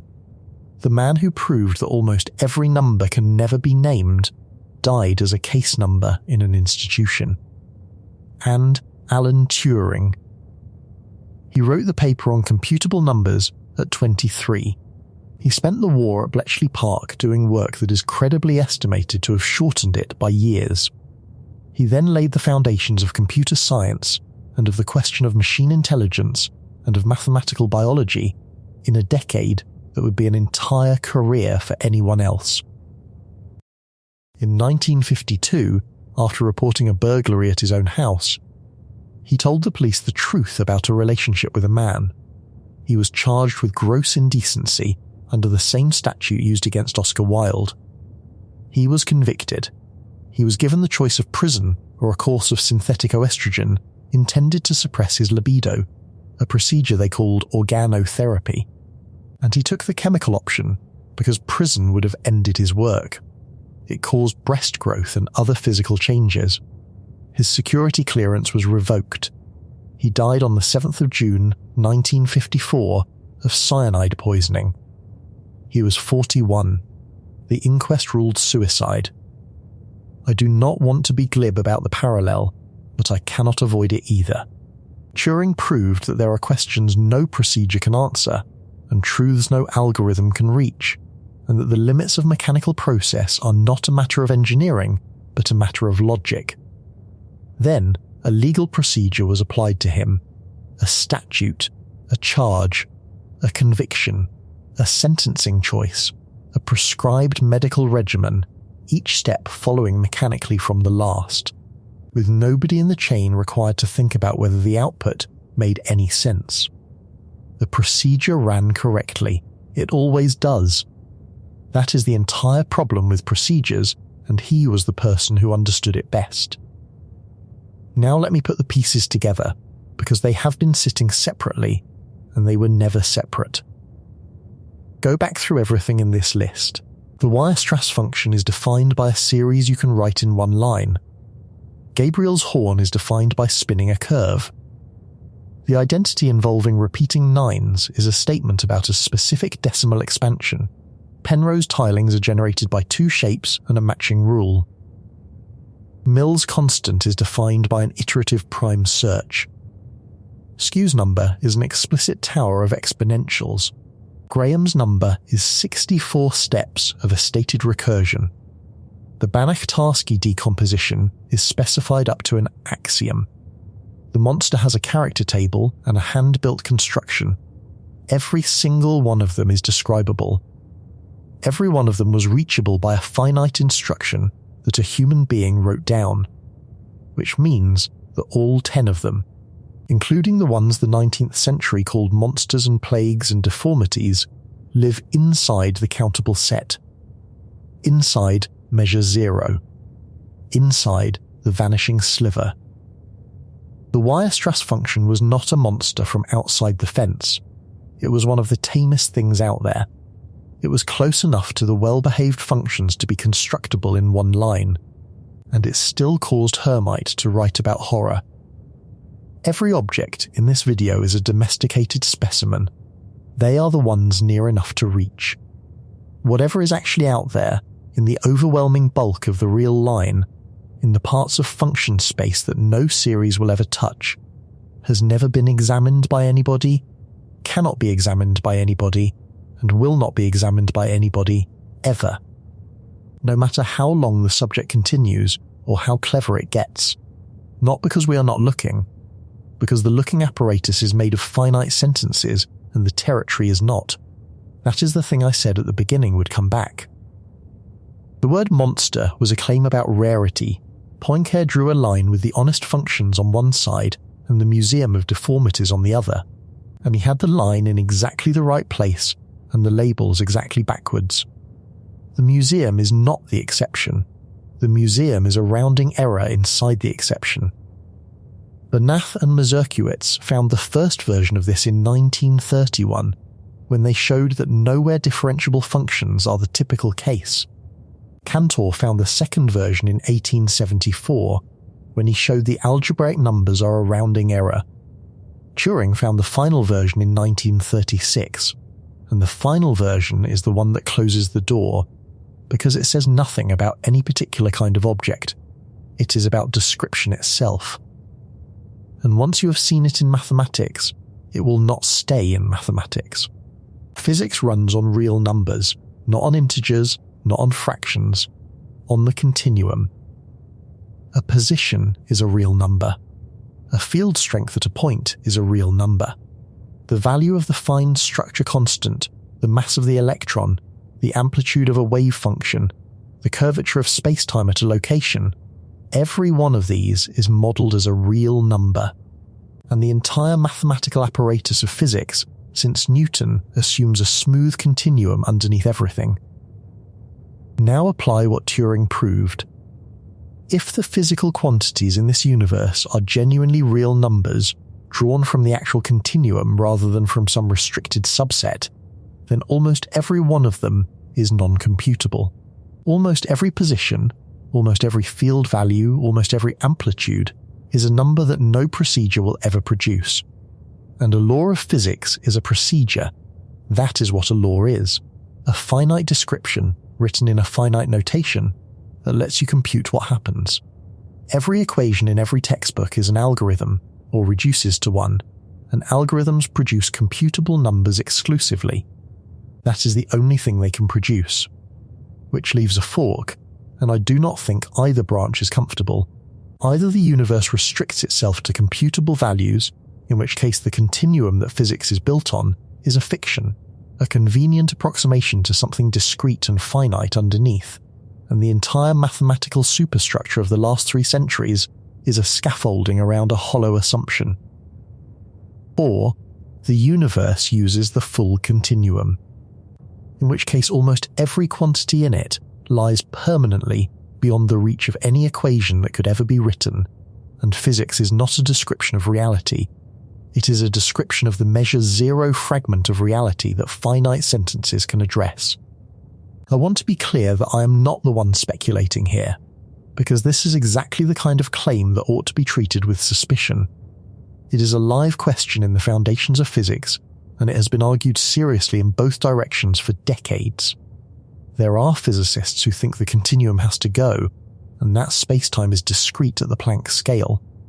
There are physicists who think the continuum is real, and that computability is simply not a constraint the universe is under. Nobody has settled it. It does not get discussed much in public, partly because it does not lead anywhere experimentally, and partly, I suspect, because there is no version of the answer that anyone wants. In 1960, Eugene Wigner published an essay called The Unreasonable Effectiveness of Mathematics in the Natural Sciences, and it has been quoted ever since as a statement of wonder. Why should abstract mathematics, invented for its own reasons, describe the physical world so precisely? Wigner called it a miracle and said, "We neither understand nor deserve it." The answer might be that mathematics is not effective. The answer might be that mathematics is effective on exactly the part of the world it can reach, that this part is infinitesimally thin, and that we have mistaken the shape of our own instrument for the shape of the thing we were measuring. Every phenomenon physics has ever successfully described is a phenomenon that admitted a finite description. Nobody applied that filter consciously. It operates before consciousness gets involved. because a phenomenon with no finite description cannot be noticed as a phenomenon at all. It cannot be written in a paper. It cannot be stated as a result. It has no name, because names are finite. We are not looking at reality and finding it orderly. We are looking at the orderly part and calling it reality, and there is no vantage point from which we could ever check the difference. I want to be careful about how far I take this, because there is a version of this argument that slides into saying nothing is knowable, and that is not the situation. The computable sliver is enormously rich. It contains all of physics, all of engineering, everything that has ever worked. Bridges stand. Satellites arrive. The predictions of quantum electrodynamics match experiments to 11 decimal places. None of that is undermined by anything I have said, and anyone who tells you otherwise is selling something. What is undermined is the inference from that success. The success does not license the conclusion that reality is fundamentally the kind of thing our descriptions describe. It licenses the conclusion that the describable part is internally consistent and behaves well, which is what you would expect, because the describable part is the part that behaves well enough to be described. Go back to Hermite's letter, the 20th of May, 1893. A man who had proved the transcendence of the number E, writing to a friend in the Netherlands, saying that he turned away with fear and horror from a lamentable plague. He was talking about the Weierstrass function, a curve you can write in a single line, using nothing but cosines, using a rule a schoolchild could follow, sitting well inside the countable set, one of the closest and most reachable objects in the entire territory we have been discussing. He was right to be frightened. He was frightened of the wrong thing. He thought he had seen a monster and that the boundary of respectable mathematics ran just past it. What he had actually seen was the last well-behaved object before the edge. The nearest specimen, the one close enough to the shore to be dragged in and looked at. Poincaré built his teratological museum and put the deformities inside it, and the museum turned out to be everything. And the honest functions turned out to be the exhibits, and the actual deformities never made it into the building, because you cannot get them through the door. You cannot write a name for them on the label. 10 objects. 10 failed attempts to answer one question, which was what mathematics means when it says a thing exists. The Weierstrass function said existence means a valid construction, even one that violates every intuition. The horn said existence means logical consistency, even where matter cannot follow. The repeating nines said existence can be proved 4 different ways and still not fit inside a human head, including the heads of the people paid to teach it.